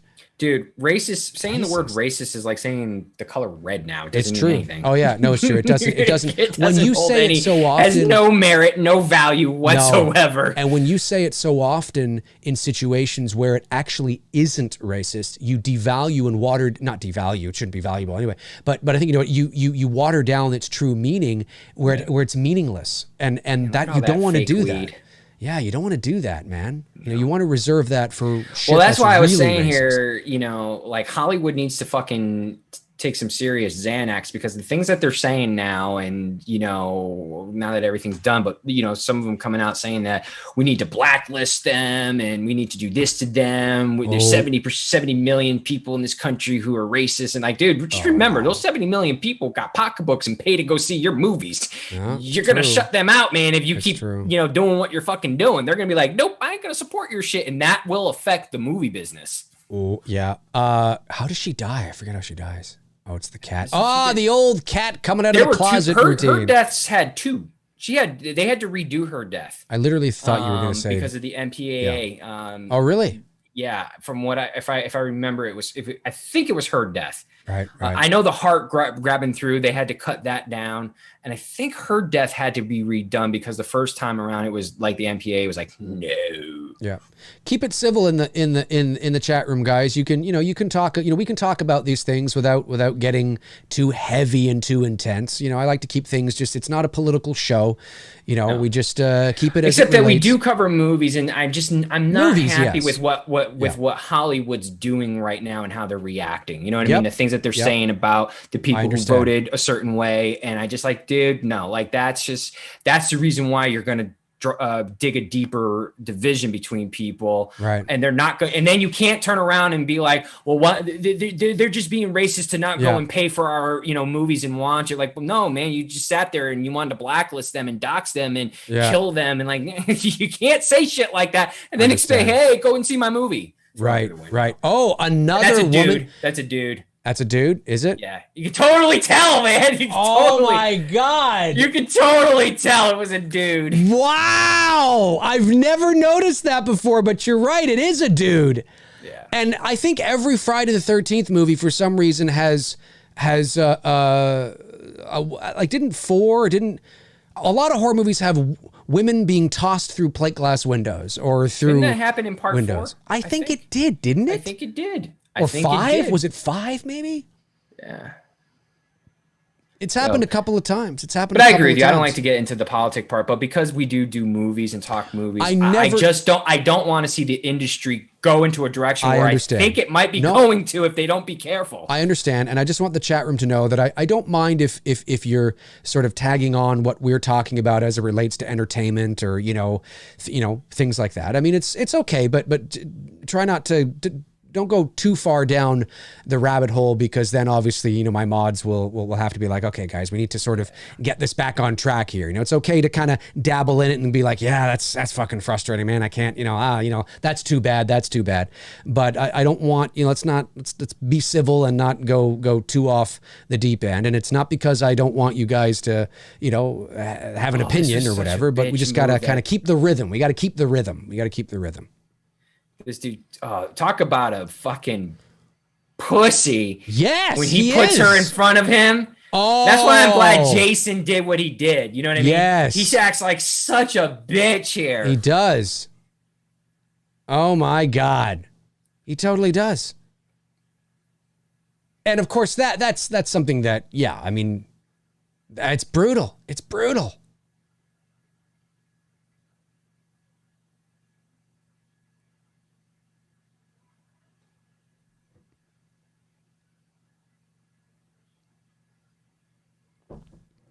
I know, and he's but he gets it anyway, right? Yeah, he gets it, right? I think. Yeah. See, he puts her like, oh my God, now look how tall he is compared to Jason. Yeah. Right? I mean, they look like they're the same size. Such a bitch move. But he gets him good. He does. He gets in the kill, the payoff on Weekend at Bernie's guy. That payoff is really he good. does. He does. He gets it good. Folks, I asked earlier, is Friday the 13th Part 7 anybody's favorite Friday the 13th movie of all time? Your favorite, your absolute favorite out of anything you've ever seen is out of all the Friday the 13th movies, is 7 your favorite? Is it anybody's favorite in here? Comment below and let me know. Or comment in the chat and let me know, I should say. Comment in the chat and let me know.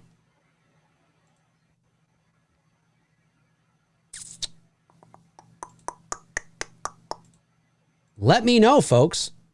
I want to know, man. Amstel 54 said 7 is the bomb, or is bomb. Or who is your favorite Jason? Ooh, is Kane Hodder your favorite Jason? Mine is Dash/Gillette, because got to give shout out to Gillette. He did play him for a scene. You absolutely do. Mine would be Ted White and Richard Brooker, 3 and 4. Well, that's 4 and 3 I said there, but yeah, that would be mine. We got here, Amstel 54 says 6 is my favorite. Tiger Man 2 and 4 are my favorites. Gree 56 says it's my favorite Friday the 13th. Dr. Splinter said used to be when I was a kid.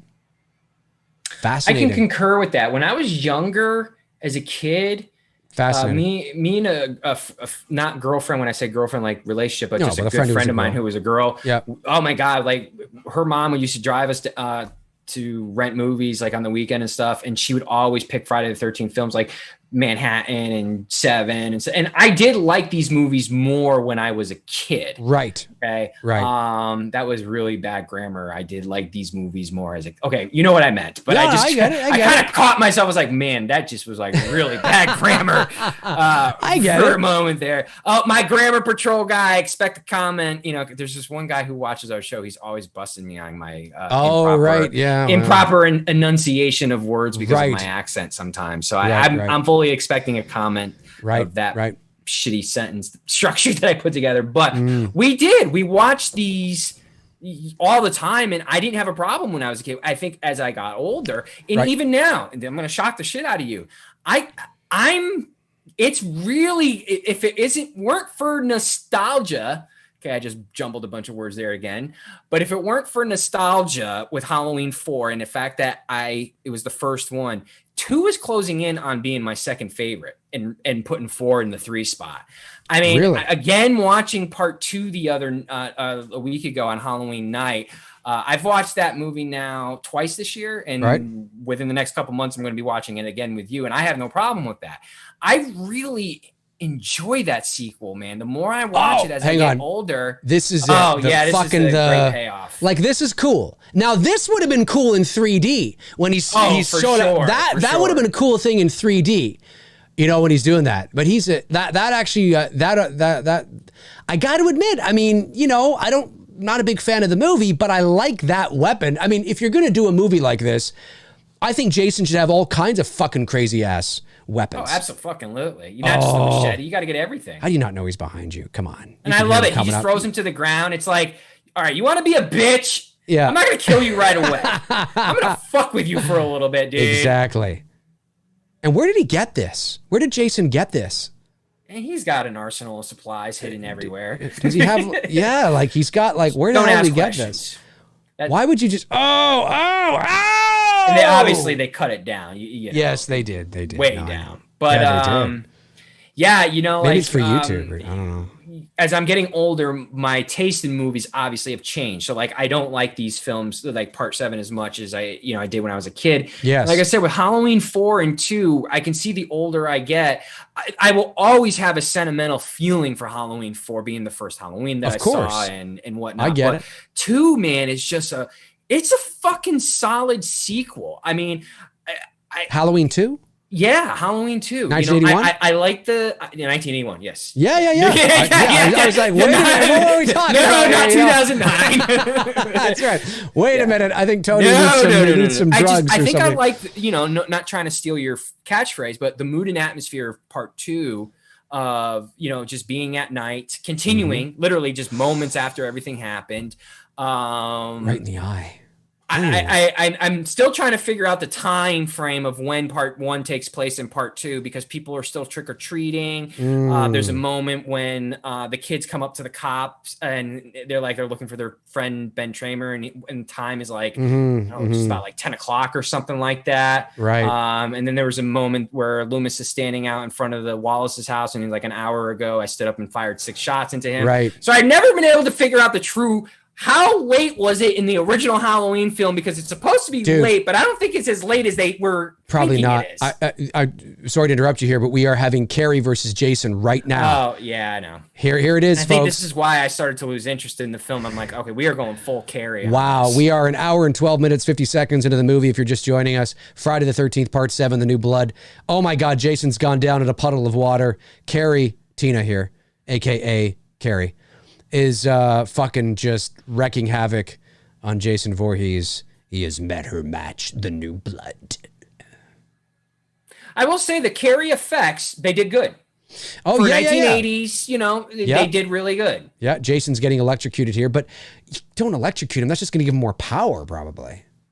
Well, yeah. I mean, that's how he kind of... That's how he came back from Part 6. Yeah, like I would think that maybe you just need to chop off his head. That was electricity to Jason is like freaking steroids, man. He just got juiced. Why doesn't somebody ever say, Jason, Mother is talking to you. You need to take that machete and cut off your own head. Jason, Mother is telling you to kill yourself now because you will be more Jason, stick it in your penis. I mean, why doesn't anybody ever say that to him? Why doesn't anybody ever say that to him? Yeah, Jim Dorsey, you're right. This movie was supposed to be Freddy versus Jason.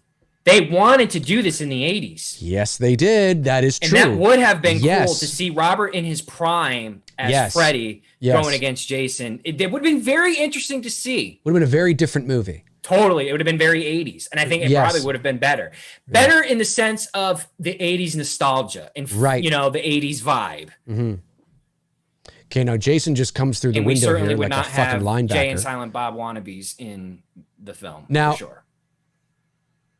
Right. Do we know how tall Freddy versus Jason? Do we know how tall Tina is? I don't know, but digging that jump through the window moment. It was like a fucking linebacker. It was like, ah, come on, bitch. That's the only thing that was completely missing from that. Can you imagine he said that? Come on. My name's Jason. Inspector Gadget. I never understood why Jason stopped. Like, oh, like right there? Yeah, like why did he? Like, or is he assessing this situation? Is he like trying to figure out how is this chick doing all this shit? I think he's attracted to her. I think that's what's going on. I think he just, He's like, girl, you're just as crazy as I am. We should get together. Exactly. Smash. Exactly. That's what I think fake is babies. happening. He's got a fucking couch on him here. Look at that fake head. That's awesome. And this is when he goes up the stairs, right? He gets his mask knocked off or something, and it's like knocked back. It's a little silly. I know it is a little silly to see Jason being knocked down by a fake tree. Bust through the fuck. No, he doesn't bust through the door. I thought he did. No, he just comes out and he starts. He politely opened the door. Yeah, he did. He politely opened the door, and now things are falling all around him. He's like, "What the fuck is going on?" Oh! I think I heard that he took that for real. He might have because he was a stunt guy. Yeah, I think he took that hit. He might have.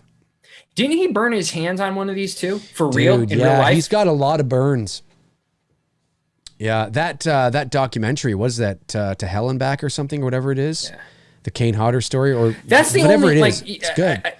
Don't take what we're saying as we're shitting on the film and we're shitting on Hodder. Like, it's just unfortunate that they couldn't have given him better Friday films. I know agreed. he's proud of his Friday films, and you should be. It's your resume, it's your work. 100%. And it's not his fault. No, it's totally not his fault at all. He's a hired hand. I just wish they would have given him better ones. You know what I mean? Agree. 100%. Tom Atkins ass from age 3. It's always great to see Tom Atkins ass in here. That's right. $2.99 super chat. Probably the same guy that's Kevin Bacon's boner and the girl with the ass at the end of the movie, or whatever that one's called. Tom Atkins. Dum Drums is in here? Drum Dums is Drum here? Dums is here. Hey, I didn't even notice that. Hey, Lee, what's going on, my man? Lee McCoy in the chat room, ladies and gentlemen. Drum Dums. Playing those drums and dumbing around. Lee McCoy. Oh, man. That couldn't have been her either. Did it look like there was netting on the hockey mask for a second there? Yeah. There is. There is. I think there's some netting there, I think. You want to know why? His face is probably open. He probably. Oh, for sure it is. He's probably only wearing a hood there. Absolutely. 100%. And see, actually, this guy is bigger than Jason. I think this guy, the main guy here, the guy in the jean jacket. Nick? Yeah, he is. I think you're right. He's bigger than Jason. You have that mask, right? The 7 mask? No, I have the Part 3 mask. Oh, okay. Yeah, I only have the 5 and Part 6 mask. Yeah. I love the Part 5 mask with the blue. Yeah. Oh! You know what? I got to admit, I always liked that. I always liked that. Yeah, and him going through the stairs.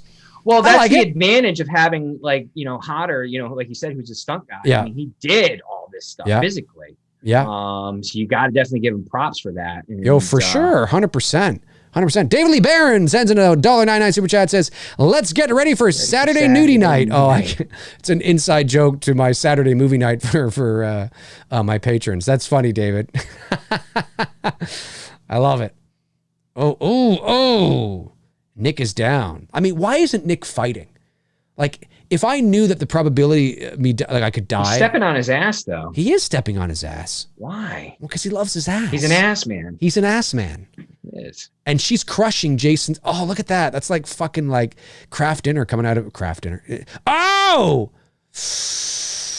Yes. Attention to detail. I will say the makeup artists and the effects people who did this, everything was in line to how it would have evolved from Part 2 to now. All the little marks for that, the blade going through his head in Part 4 and whatnot. They definitely paid attention to detail, so you do see a lot of those Easter eggs on his face. That's true. So good job on that one, guys, in the special effects department. Yeah. I like seeing those little details. Yeah. Nick is he's napping. He's sleeping. Yeah, he's sleeping. Taking a nap. Yeah, he's taking a nap. Jason looks like he broke his leg.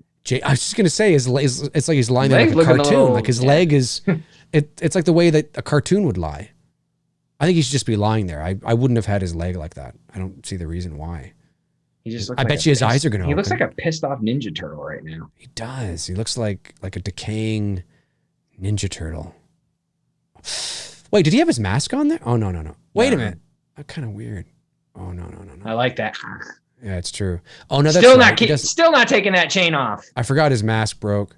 But you know what's crazy? Then that means the mask, the original part 3, it only lasts to part 7. The mask breaks. Yeah, because he gets a new one on the boat on part 8. Who just so happens to look identical. Exactly. I mean, it just coincidentally. That's right. It looks identical. But then for some reason in part 9, the mask is molded to his face like it was the original mask. Yeah, I never understood that. I never understood that. Like, there's a lot to part 9 that I never understood, but hey. Yeah, I just think part 9 is a pile of shit. That's going to be a fun night when we do that. She's getting some on her. Oh no, take it off. Get naked. Yeah, she's you got like the we got the Freddy fucking boiler shit. Boiler shit going on there. Imagine if Freddy came out right there and was like that would have been so cool. Like grabs as cheesy him. as this movie is, that would have definitely made it cheesier, but it would have been cool. And he's like, "Come here, Jason." Like takes him into the I'm gonna fuck you up. He says that. I think this is where he gets burned. For real, burned. Oh yeah, I think you're right. Yeah, I think you're right. It's a great shot though. It is. I always like Burns, burn sequences. Yeah, the Freddy burn sequence, it's okay when he gets it downstairs in the basement. In part 1, part 1. Michael in part 2 is cool. I think wasn't that the longest burn sequence recorded on camera at one point? I don't know if it still is the record. No. Michael, part 2.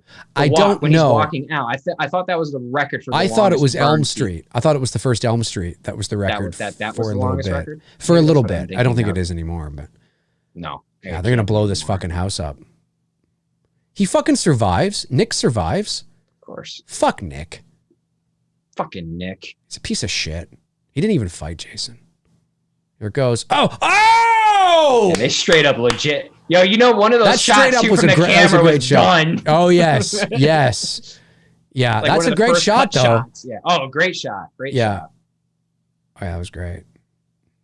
So they didn't get along, eh? They hated each other or they just didn't get along?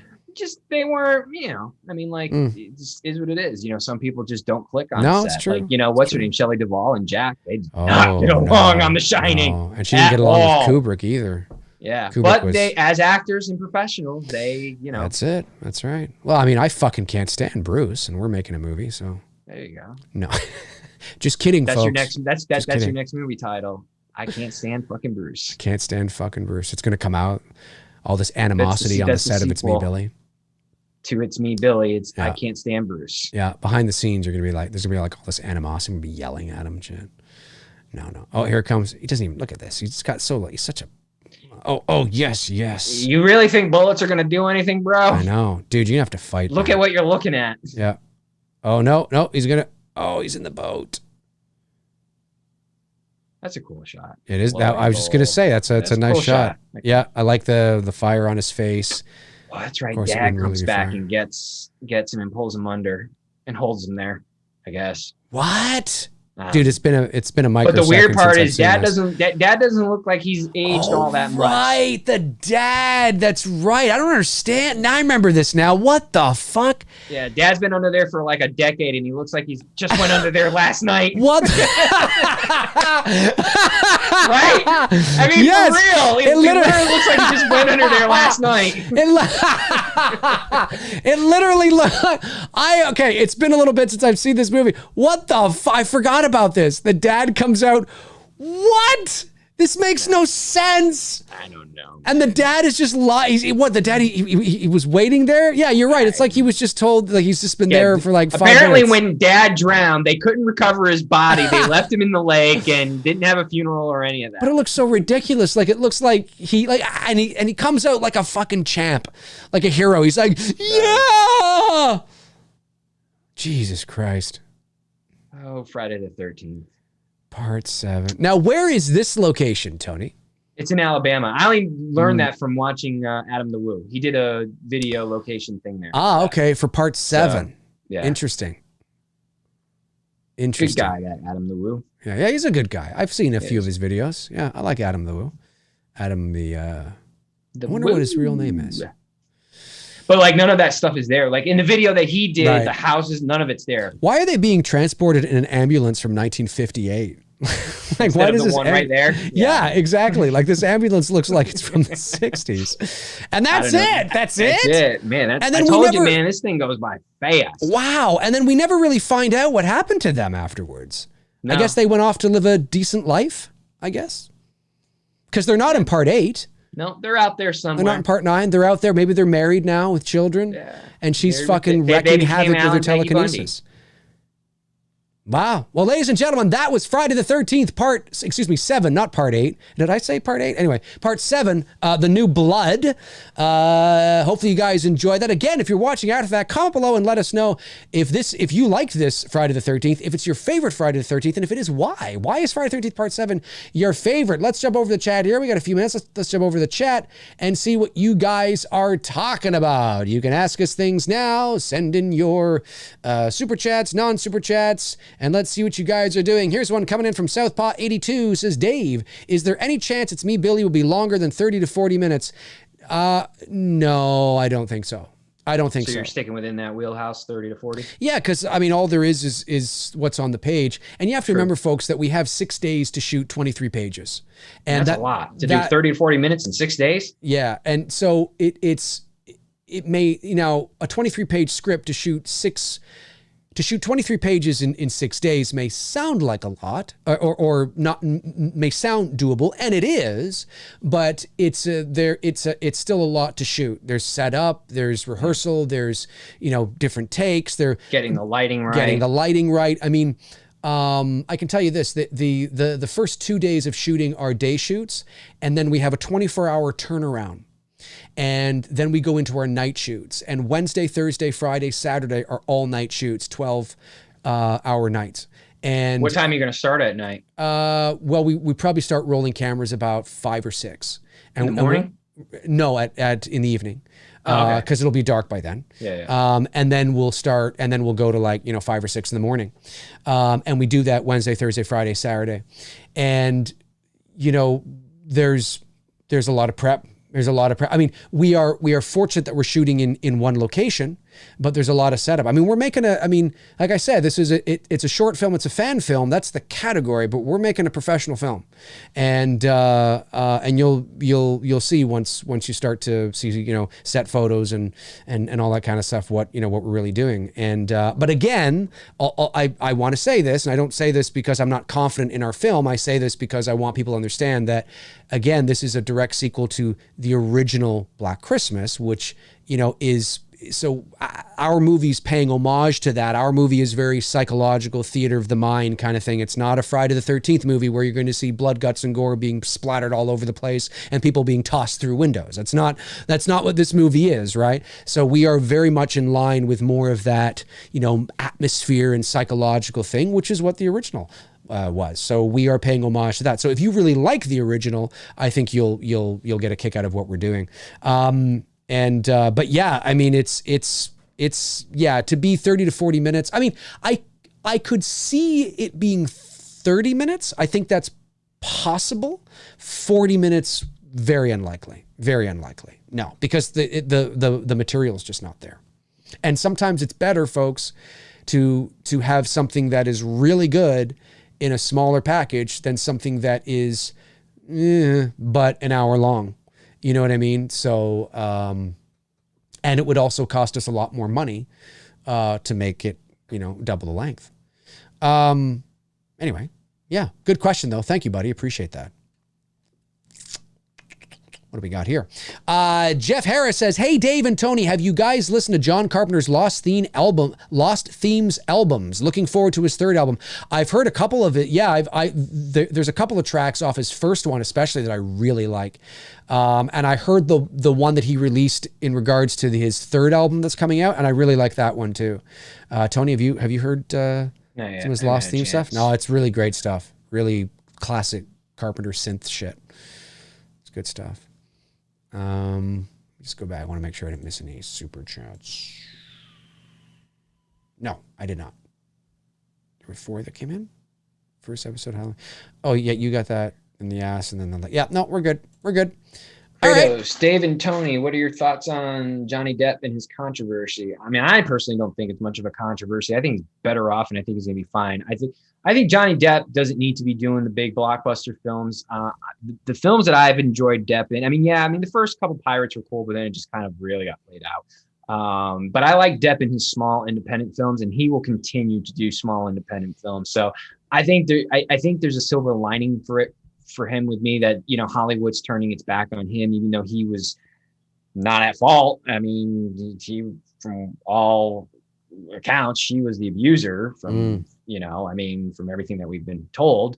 And now Hollywood's turning their back on him, and he's getting a little bit of a taste of that. And like I said, I think if he looks at the silver lining, it could be the best thing for him, because, you look at movies like Blow or Donnie Brasco, or he did Black Mass here recently, and I enjoyed that film. When he does his smaller independent style type films, he's really good as an actor, and I enjoy them. So I think I don't think we'll hear the end of him. I just think it's the end of, like, maybe possibly doing the big blockbuster stuff. Probably not going to be doing any more Pirates as well. Which is what it is. No, because that's Disney, I think, isn't it? That's how I look at it. I mean, how do you look at the scenario, Dave? Well, I don't know. Admittedly, I haven't looked into the details of the case. I know that he was found potentially responsible in a British court, but now they're taking it to an American court, which could find the complete opposite. I have no idea. I always find it fascinating because it was Warner Brothers that essentially forced him to resign. Yep. And from his position. And I, in principle, I get it. I do understand it. There is an image and a PR game that is always played with these kinds of things. And even, unfortunately, we live in a world now where you have to, even just the idea that you might possibly, maybe, potentially, maybe have done something wrong, then your image is slattered all over the place, and it's done. It's done. And if Warner Brothers was going to continue on, it could affect box office. It could affect, and that's what it's all about. It's about the bottom line. It's about the money. So, I mean, from a business standpoint, I can't say that if I was in Warner Brothers' position, I wouldn't necessarily do the same thing from a business standpoint. However, I always find it really interesting in the sense of, what's the litmus test? Like, if you're going to ask him to resign, then why haven't we heard anything about what's his face who plays the Flash, who choked a woman to the ground? Why haven't we like what is it like? I think what it comes down to is, I think most people are, not everybody, but I think most people are can instill a bit of common sense. And I'm talking about fans. Of course, you do have lunatic, crazy toxicity as well, who just don't know anything. But I think most of us are reasonable people. And I think what confuses me, and I think what confuses a lot of people, is just the lack of consistency.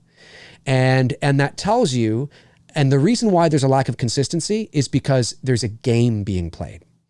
And you have to make judgments. You can't black and white it, because if you black and white it, you're going to potentially sacrifice things that you can't afford to sacrifice.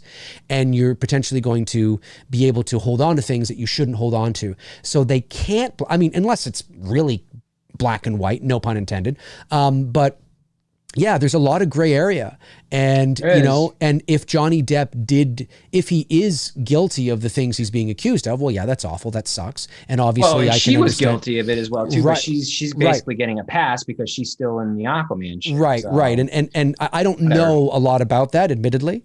But obviously nobody should be hitting each other. A man shouldn't hit a woman. A woman shouldn't hit a man, period. And, but I always find the fallout much more fascinating, in that, Warner Brothers has asked me to resign. I'm like, okay, well, I get it. Like, I do get it. I understand it from a business perspective. I get it. And because, I mean, we go ahead with him, and it's this culture, it's the social media, he's blacklisted all over the place and all this stuff. But then why aren't you blacklisting J.K. Rowling then? Now, I'm not agreeing you should, because I think J.K. like, I'm not saying you should do that, but I'm saying, well, if you're going to do that, then why hasn't J.K. Rowling, because of some of the controversial things she said, which, I mean, it doesn't bother me. I'm just talking about the bigger picture in terms of consistency. Well, if this is who makes these calls? And it's Hollywood, always, man, it's a freaking cesspool. It's always about money. Just know that, fans. Okay. It's always about bottom line. It's always about, will this affect our bottom line? Will this affect our image, which will affect our bottom line? And if they are absolutely almost certain it will, you're gone. If they think there's wiggle room and some time, they might hold on, because they might see that maybe holding on to you possesses a little more value than letting you go. Right? There's also, it's not black and white. There's many, and that's why it feels messy and weird, because there's a lot of games that are being played, and it's not virtuous at all. You know what I mean? It's not. I mean, it doesn't mean there aren't certain things that are, but in the big picture, it is, there's a lot of games being played, a lot of contracts that are involved, a lot of egos that are involved, a lot of PR that's going on, a lot of discussions, a lot of agents and managers and, and people. And it's a thing. But so I just find it interesting, because I'm like, okay, they asked Johnny Depp to resign. Okay. All right. Well, okay, well then I would expect they would ask Ezra Miller to resign. That's his name. I would expect that, because of what we saw. And I think if we actually open the door to like a lot of people's closets in Hollywood, with a lot of people would be asked to resign. True. But if we're just judging it at face value, we look what Ezra Miller did, right? And I'm like, well, shouldn't we? And I'm not saying it's right. I'm just saying we need consistency.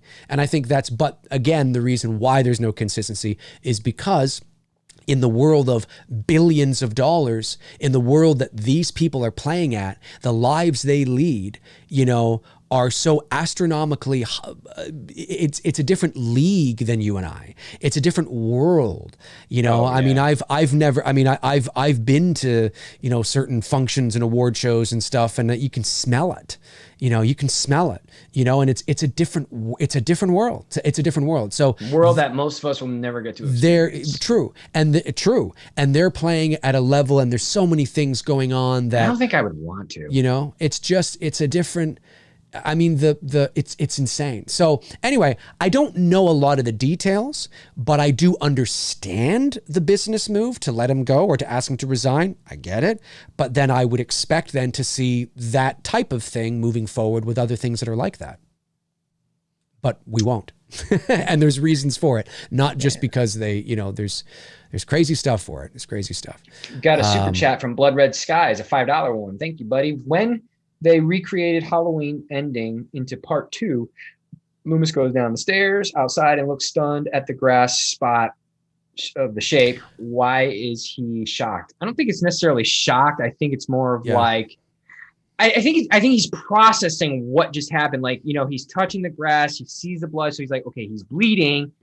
And I think he's just processing the way, I'm guessing the way Pleasance is playing it, none of us were there, is that I think it's the look of processing, like, what the fuck? Well, and I think too, how do I make sense of what's happening right now? I think you're right. And by the way, I know there's a super chat from Southpaw 82 that came before Blood Red Skies. We'll get to that in a second.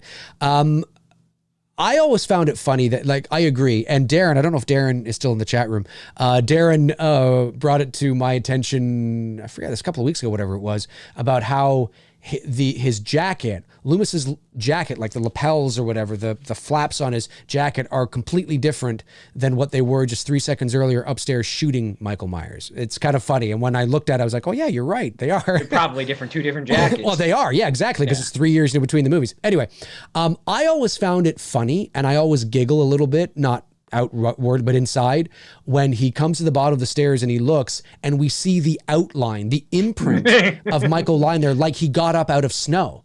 And I don't know why that's there. Why either. I don't, it's comical. It's silly. Michael would not have been lying on the grass long enough to leave that especially grass that short. Exactly. And to leave an impression, and an impression that looks like fucking a cartoon. It just looks silly. And I don't understand why Loomis could not just look to the grass and see nothing and then look back to him. I don't understand why we need to see him. Probably because they wanted that shot of him touching the grass and getting the blood on his hand. Yes, but imagine how much more effective it would have been if Loomis looks to the grass, there's nothing there, and then he walks over to it, puts his hand on the ground, and then sees the blood, because it's the blood that tells you he was there. You don't need the outline. You don't need the outline to tell the audience that somebody was lying here. We don't need that. He's the boogeyman. So what does tell us that he was there, and the only thing that should tell us that he was there, was when Loomis walks over and sees the blood. And that's when he looks up at the camera like this. Yeah, because you don't even see the outline of him in the ending of the original. No, and there's not even any grass, really. It's a completely different location, where they shot it. But that's what makes that moment even more powerful.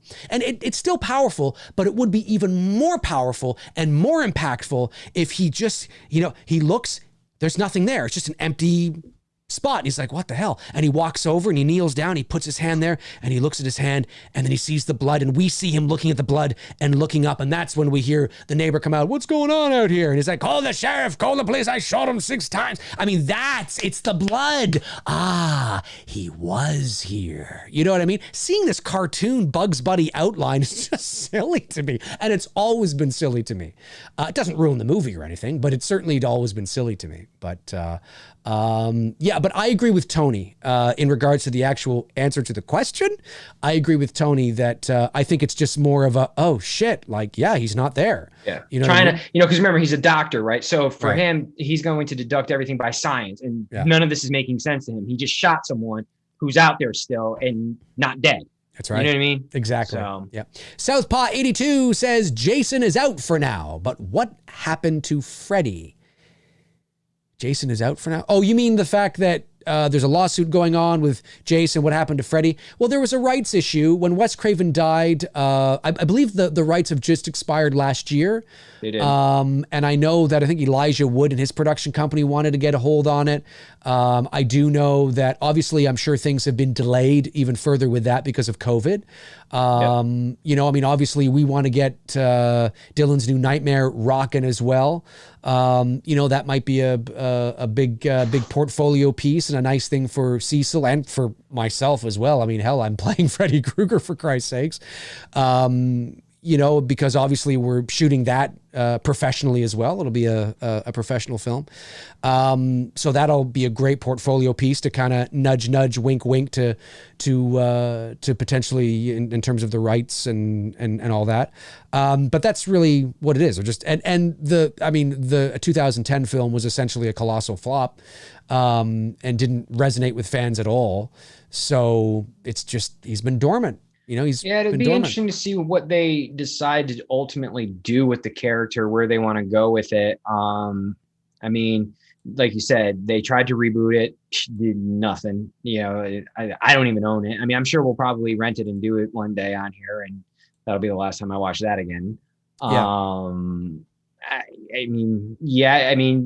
could do, the problem with doing the backstory and him it could be a very dark movie, but I think we all want to see young Robert Englund play that, without the burn, you know what I mean? So you're going to have to accept someone else playing the character, and inevitably fans have to accept that. Well, and I find it so, Tony, I mean, everything you're saying is bang on. And I've always again, and I know I say these words a lot, but I can intellectualize it. I do understand it, but I've always been surprised at the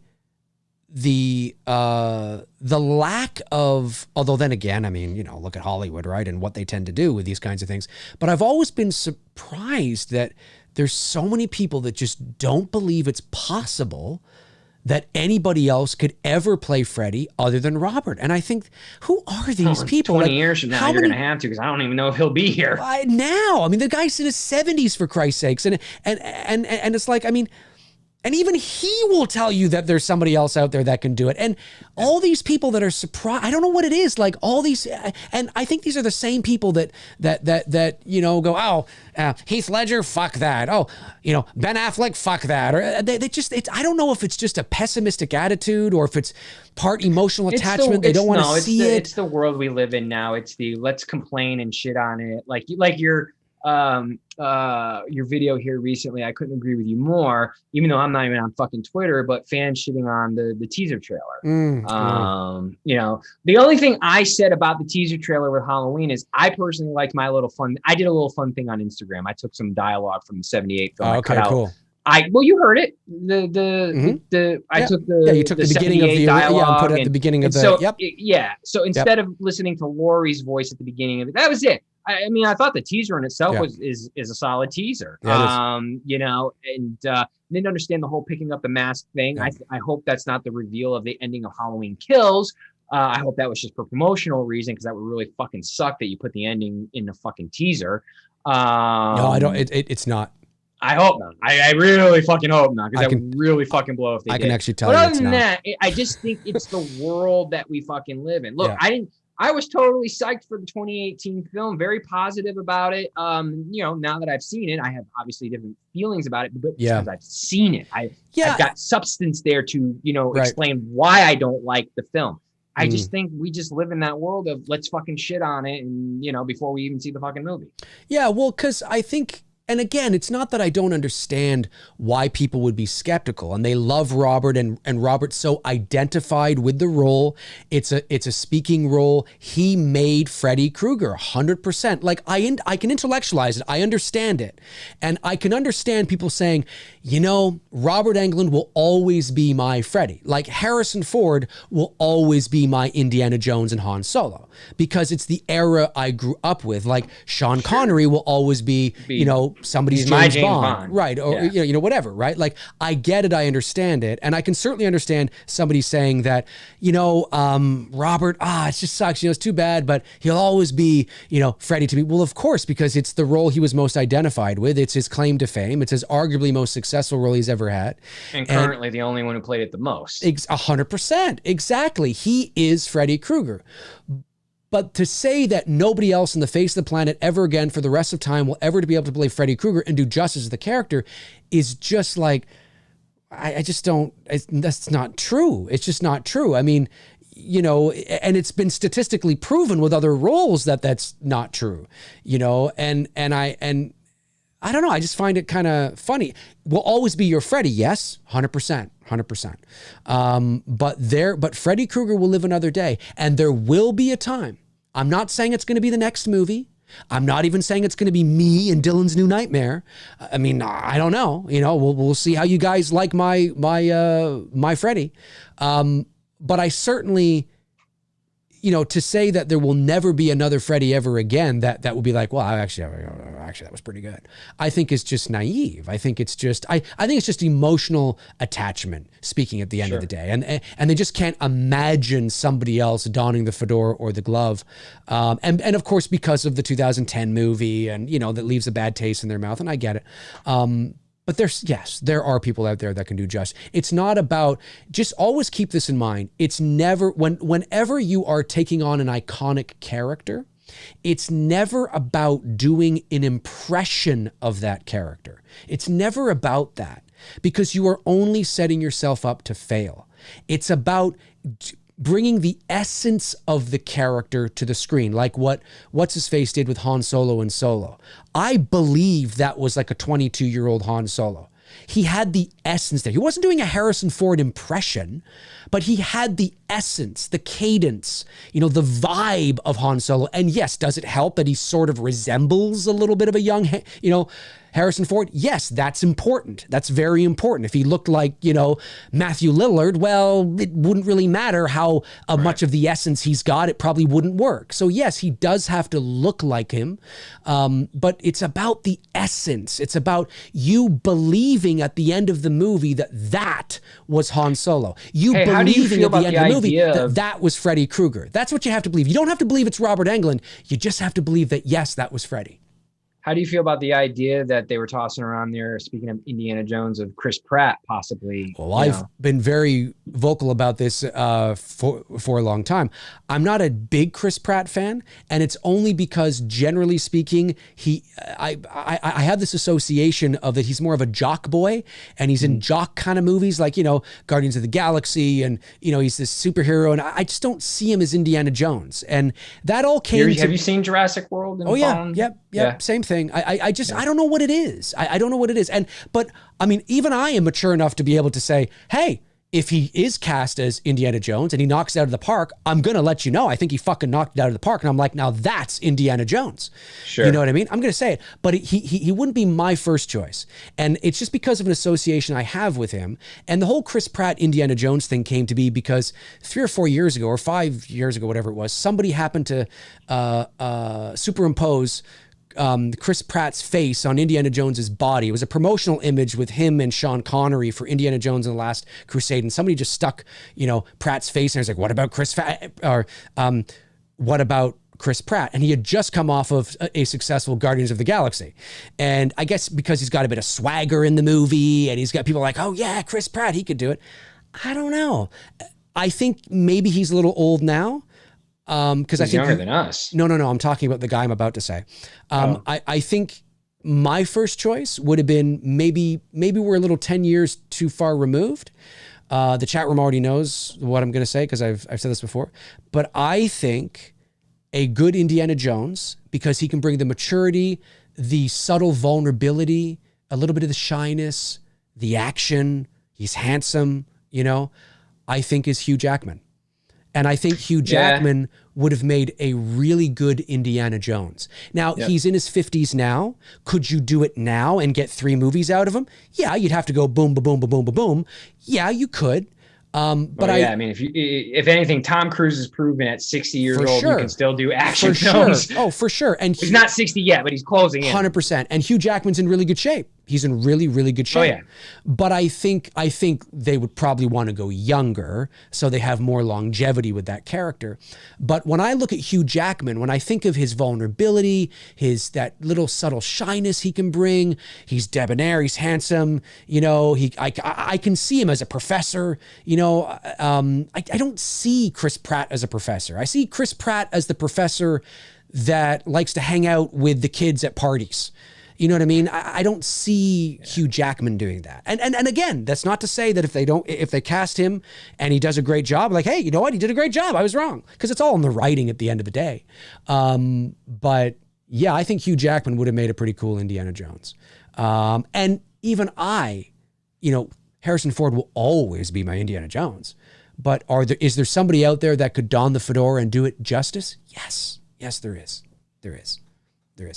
I like this. Frank Riker says, Eddie Murphy is Indy Dave?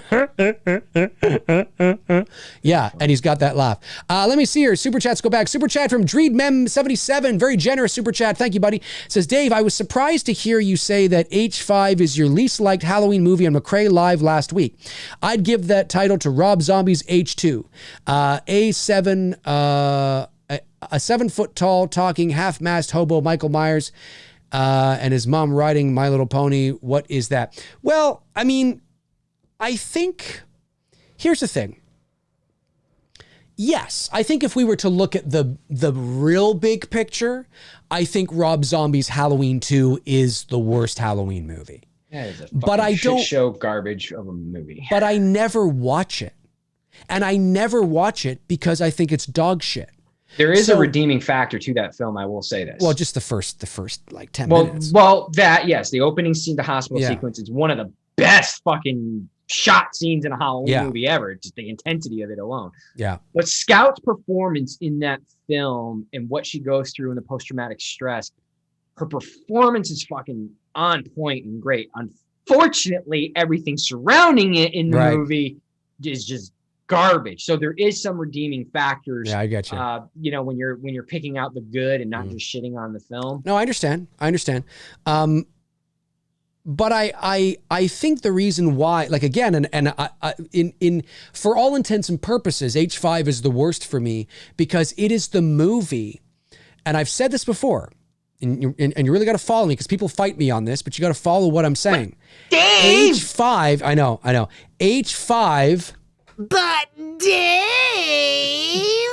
H5 is the Halloween movie that destroyed the franchise. Now, hear me out. You could say, well, H2 was that movie from 1981 because it was never supposed to be. No, I understand that. You're right. From a certain point of view, you could say even just the addition of Halloween 2 from 1981 was ruining the original intent of which it did. I mean, from a certain point of view, you are right. I mean, that is, yes. But H2 is beloved. H4 is a fan favorite. And it is it's not I don't think it's a great movie, but I certainly think it's fine. And it's got that iconic ending, and it's an acceptable late 80s, sequel. I mean, what else are you going to do, right? It's fine. It's all right. Part 5 Took a big pile of shit on it. Is the one that started Halloween down the path of shit shows. Now, people could say, yeah, but 6 is good. Well, 6 is better than 5, but that's not a very high bar. And I don't care if you're watching the producer's cut or the director's cut. It's the same fucking movie. You wouldn't have 6 and the Cult of Thorn and all this nonsense if it wasn't for 5. You wouldn't have H2O having to revamp everything. And I know people like H2O, but I'm not a big fan. But you wouldn't have had to revamp H2O if it wasn't for 5. You wouldn't have Resurrection if it wasn't for 5. You wouldn't have Rob Zombie's Halloween 1 and 2 if it wasn't for Well, he 5. might have still done them. Well, maybe, but we may never have had the need. The reason why those were redone is because we don't know where it would have. You're right, maybe. But if Halloween 5 had been good, even just as good as 4, not an amazing film, but just, hey, that was really good, and didn't take it down some Thorn and Man in Black direction, you wouldn't have 6. There wouldn't have been the need, so that movie would not have bombed. There would not have been the need to revamp the series with Halloween H2O, so you may never have gotten Halloween H2O, which means you may never have gotten Halloween Resurrection, which means you may never have had to reboot the series in 2007. Well, the only reason why I disagree on the reboot part is because we were in the middle of that reboot era with Texas Chainsaw Massacre, Halloween, Nightmare on Elm Street, and Friday. So I think we would have probably gotten a reboot regardless. It just would have been Rob Zombie, would have been someone else. That's my point. I'm not saying that there would not have been a reboot, but if Halloween 5 had been successful and the follow-up after that had been okay, it might have just stopped. It might have just stopped. And then who knows who would have rebooted it in the 2000s. It might not have been Rob Zombie. I mean, it may have been. We may still have got Rob Zombie's films, but 5 is the one that took the franchise down a path because they abandoned what they set up in 4. They abandoned it. And I don't mean Jamie becoming Michael. I'm not saying that. I'm just saying that 5 is the one. 5 is arguably the worst because it sets the trajectory for the rest of the franchise.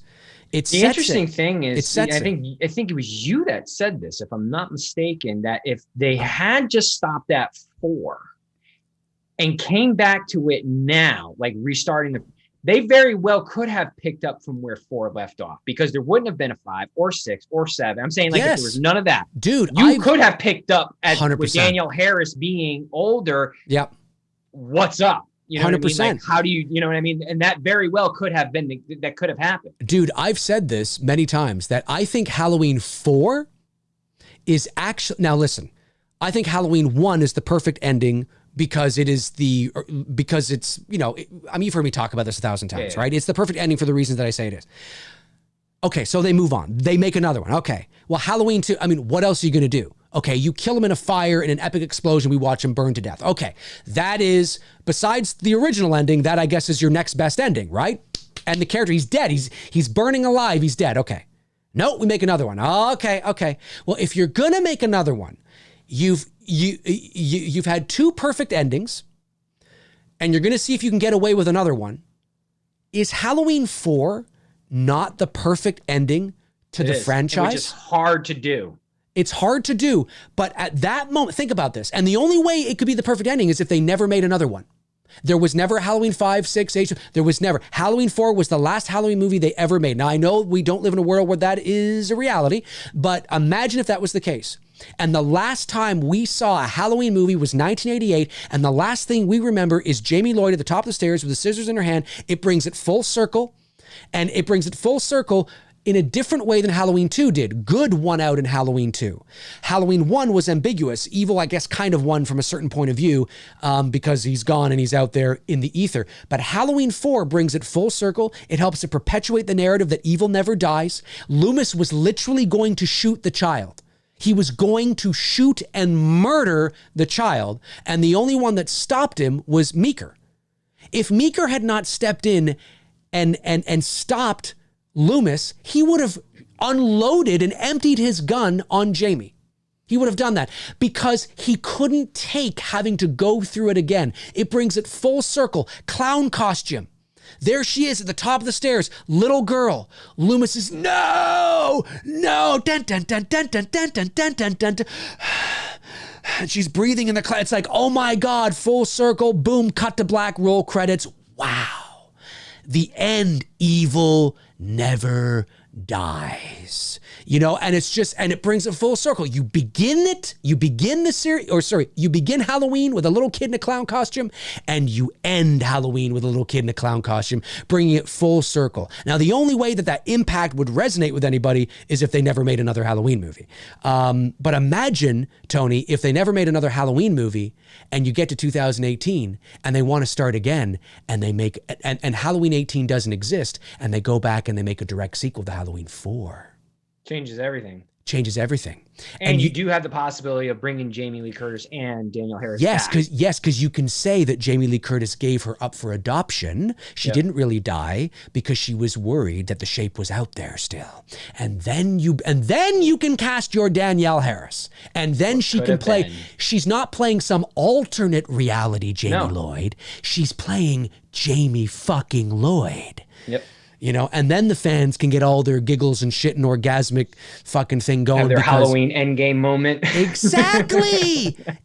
Because it's not just Jamie. It's not just the actors in a movie together, but they're playing 2 completely different versions of the. No. Oh yeah, you would have Rachel Warren Armour. Yeah, Rachel would be there. You would have Rachel. Boom, Warren Armour, hard into the paint. Loomis would be the only one you couldn't have because he's he'd be dead, right? Exactly, and he'd be dead anyway because it's 40 years later, or 32 years later, and that is like that. Now, of course, what could have been? If they had just done it right. If they had just left it all fucking alone, but no, they had to bring some eccentric avant-garde director over from Europe to make some weird fucking monster movie. I just don't get it. And I like the monsters, by the way, but you know what I mean. Yep. Oh, I know. It's so great. Super chat comes in from Kevin Bacon's Boner. What about Oscar Isaac for Indy? Two on the nose. He's the dude. He plays Poe, right? He plays Poe. Yeah, 2 on the nose. He'd be different. He'd be different, but I mean, I think Indy. Not bad. It all depends. Not bad. I think. Maybe. I mean, he certainly can. I don't know. Let me think on that one. I don't know. Interesting. The kid who played young Han Solo too wouldn't be a bad possibility of an Indy. A younger Indy. That would be very poetic, having him in both the 2 iconic roles. That's true. I didn't even think of that either. I think he's a little young at the moment to be kind of 20s, right? I don't really believe that because we have to remember. But his 30s, he could. Yeah, when Harrison Ford did Raiders of the Lost Ark, he was 38. Yeah. So he was already, 39. He was 39. He's like manly looking too. He's just Yeah, he was a man. He was a fucking dude. He was a fucking man. Dudes. Exactly. He wasn't some jock. He was a dude. Yeah, he was a man. He was like a Scruffy, debonair, dashing man. Like, yeah. He was 39 actually, because he was born in 42 and Raiders came out in 81. Bud Gumperson sends in a very generous super chat. Thank you, Bud. Says, D&T, in your personal opinions, what do you think has changed with comedy movies from the 70s, 80s, etc. to now? Personally, I'll soon be 19, and for some comedies now are all right, but they don't work for me like old ones do. Great question. Sensitivity culture that we live in. That's it. It's the sensitivity of what we live in, the political correctness. They can't get away with the stuff that they used to do back. Like, man, if you ever watch, okay, now this is not a comedy movie, but it's a comedy stand-up. If you ever watch Eddie Murphy's Raw. Oh, jeez. Like, he would that's piss, intense. like, everybody off today. Okay, but yes, that's just, I mean, like Dave said too, with Trading Places. Trading Places is, is essentially a comedy flick with Dan Aykroyd and Eddie Murphy. Yep. And the shit that they're saying in there, and the fact that Dan Aykroyd goes blackface, can't do that shit today. No, and to be fair, I mean, like to Tony's point, it's not that blackface hasn't been acceptable for years, for forever, really, at the end of the day, but in Trading Places, for whatever, I mean, and he's in blackface having a scene with Eddie Murphy. Like, right. It's not like and Eddie Murphy and him are laughing it up. And I've seen behind the scenes shit there. It didn't phase Eddie Murphy. No, they loved it. He loved it. Yeah. They loved it. He was doing a Jamaican accent in blackface. And I'm not saying that it's right. That's not what I'm saying. But to Tony's point, he's right that it was, I don't know, it was a different world, man. And totally different world. Totally different. Get away with so much stuff that now you've got the police out there that's going to be like, no, this is offensive. We can't have it. Tony's point is correct. And another thing that I find too is that I find that comedies today, again, generally speaking, a lot of comedies today tend to be built around awkwardness. And yes, and it's like trying to be funny. And you're like, no, this ain't funny. Well, yeah, but it's like the Parks and Rec humor, or the Modern Family humor, where there's always it's always awkward. Like it's always built around like uncomfortable like things that happen. Like, what would you do? Like it's like a imagine if this happened, and that's fine to a point. But they're not. I don't know. They're either like really overly sexualized, or it's just silly and I don't know. And it's not the comedies weren't always silly, but I don't know. There's a different flair to. I will say the last good comedy that I laughed my ass off at in the movies watching probably was American Pie, the first one. Yeah, and even the shit that they do in American Pie, they would never fucking do today. No, in a million years. No. And two, comedies, like a lot of movies, tend to be social commentaries of our current environments. Yeah. So, what is funny to us right now, and what is funny and what we find funny, and what our social circles are like, and what is just out there in the ether in terms of what our society is like, they tend to riff on that in movies. Yep. Yeah, because there's nothing modern that like I can think of that I'm like, yeah, that was really fucking funny, and I love, like, you know what I mean? Like, yeah. No, I know. I'm trying to think of anything modern that was. Okay, we'll go for another 5 minutes. Pineapple Express, yeah, Dalton, good point, good call on that. Yeah, the Pineapple Express was good. That was funny. Of course, I watched that. And again, like, I know it's probably my age, but my favorite comedies are First Vacation, Classic. Planes, Trains, and Automobiles. Classic. I like Christmas Vacation too, but the 21 and 22 Jump Streets were okay. Yeah, they weren't bad. The Horrible Bosses was funny. Yeah, because I'm looking at my comedy movie section right now. Horrible Bosses was pretty solid. But again, awkward, overly sexualized, right? Yeah, there's a lot of that now. But we've become a more awkward, overly sexualized society too. Yeah, we have, of what's acceptable. I don't have. It's a good question. The Disaster Artist, but that's it's based on a true story of the Tommy Wiseau movie, The Room. That was okay. It wasn't like hilarious. Like I said, the last movie where I really fucking was just busting a gut laughing was probably American Pie. Beverly Hills Cop is one of my favorite comedies of all time. People sometimes forget that's a comedy. That's hardcore 80s. Yeah. Ghostbusters, fuck. The first Ghostbusters is fucking comedy. It's great. Well, I mean, I'm looking at my comedy section here, dude, and it's Back to the Future, which I don't know if it's comedy, but I mean, that's how iTunes lists it. I don't think it's got comedy in it. Yeah. It's Big, Tom Hanks, Bill and Ted's Excellent Big Adventure. Is so good. I love Big. I love Big. Clerks, the first Clerks. Clerks 94, yeah. Good. Fast Times, Ridgemont High, Ferris Bueller's Day Off. I actually thought Mallrats was funny. Mallrats is great. Fish Call Wanda. Friday, Ice Cube and Chris Tucker, fucking great. Ghostbusters. Heathers. We gotta do a Heathers night with Winona Ryder. Winona Ryder, yeah. That kind of borderlines on horror comedy. Yeah, a little bit. Yeah. Home Alone. House Party, Kid and Play. That shit was hilarious. License to Drive. That Major League. Mrs. Doubtfire, obviously classic. Williams. Oh yeah, Mrs. Doubtfire is a classic. Your movie here, Plane, Trains, Automobile, great one. Love that movie. National Anthems, both Vacation and Christmas Vacation. Yeah. I mean, we had just great shit in the 80s, dude. Most of my movies from comedies is really the 80s. And it was amazing. It was amazing. Jeff Harris sends in a super chat and says, thank you, Jeff. Did you guys hear about getting salty about Bill Burr's on monologue on SNL a few weeks back because he was dissing about cancel culture? Burr is one of the comedians I'm a fan of today. Yeah, Bill Burr was hosting Saturday Night Live, I think, and he did a opening monologue where obviously he did what Bill Burr does, and not a lot of people found it funny, and people took to social media what they do, and it's what they do, and whatever. I just don't care. I really don't care. And I mean, I'm not that I don't care about what you're saying there. I just mean I just don't care. Like it doesn't bother me. It doesn't bother me. And yes, I didn't even know about that until. But here's the thing, though: when you have Bill Burr come to your he's going to do what Bill Burr does. He's not going to hold back.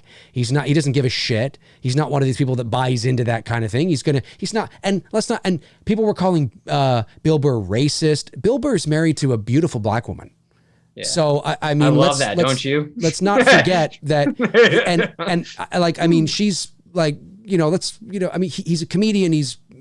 Anyway, I just, the more that social media grows, the more that this environment we live in grows, the more that I see people take to social media, the more ghetto and lame it looks. Like, I just think it's so, there's so many other things in this world to be fighting for and worried about than Bill Burr on Saturday Night Live. Excuse me, I'm sorry. But there's more totally important things to do. I find myself getting further away from shit happening on mainstream stuff.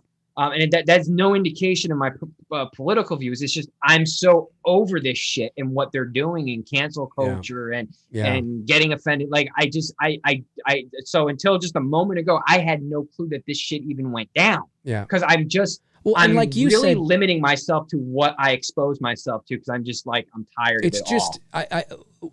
What's concerning to me, and I've said this before, and again, I don't want to end the show on this note, it's just the lack of nuance and context that is being stripped away in our society. And the use of buzzwords, like I said earlier in the show, words that have serious meaning and serious consequences to them, like homophobia, xenophobia, Islamophobia, bigotry. Words that have been said a lot over the last 4 years to a certain group of people. Of course. But I'm just saying these are serious things, right? And we all would like to live in a world where that's mitigated and we don't have to deal with that.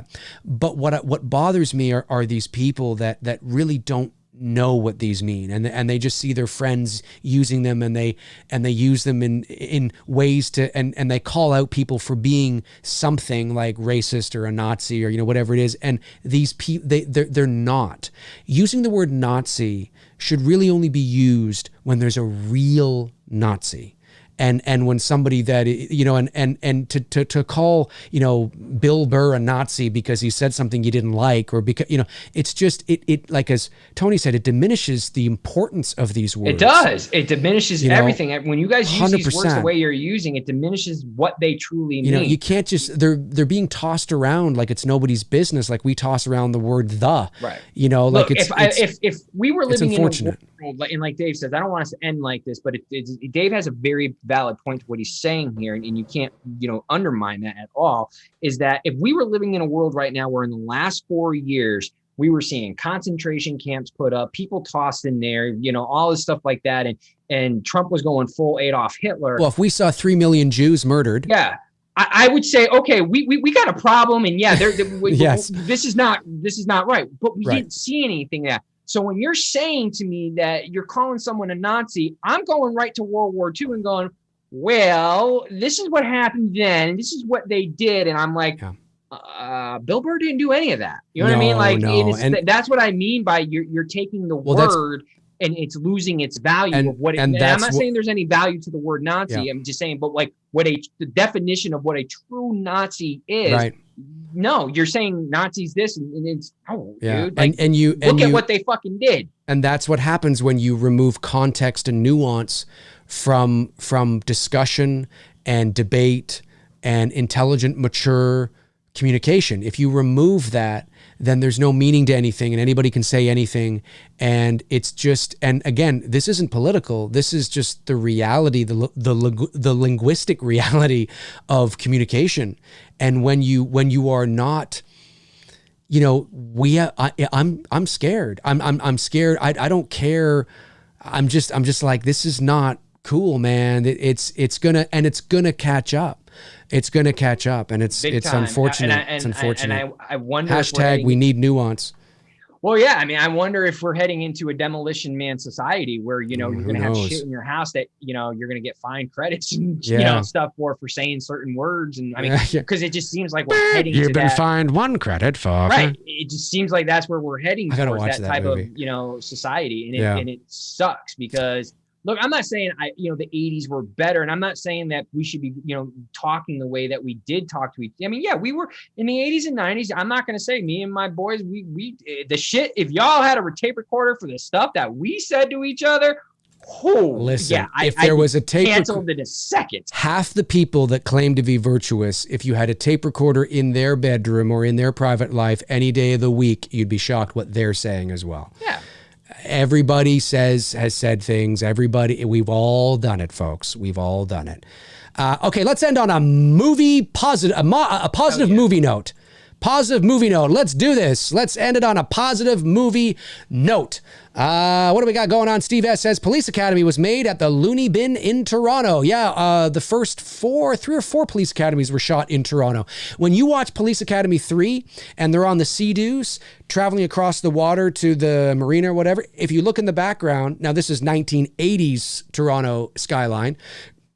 A lot more buildings have gone up since, but if you look in the background, you actually can see the CN Tower. It's actually hilarious, even though they're supposed to be. This was a good comedy, and this was more 90s. Dazed and Confused.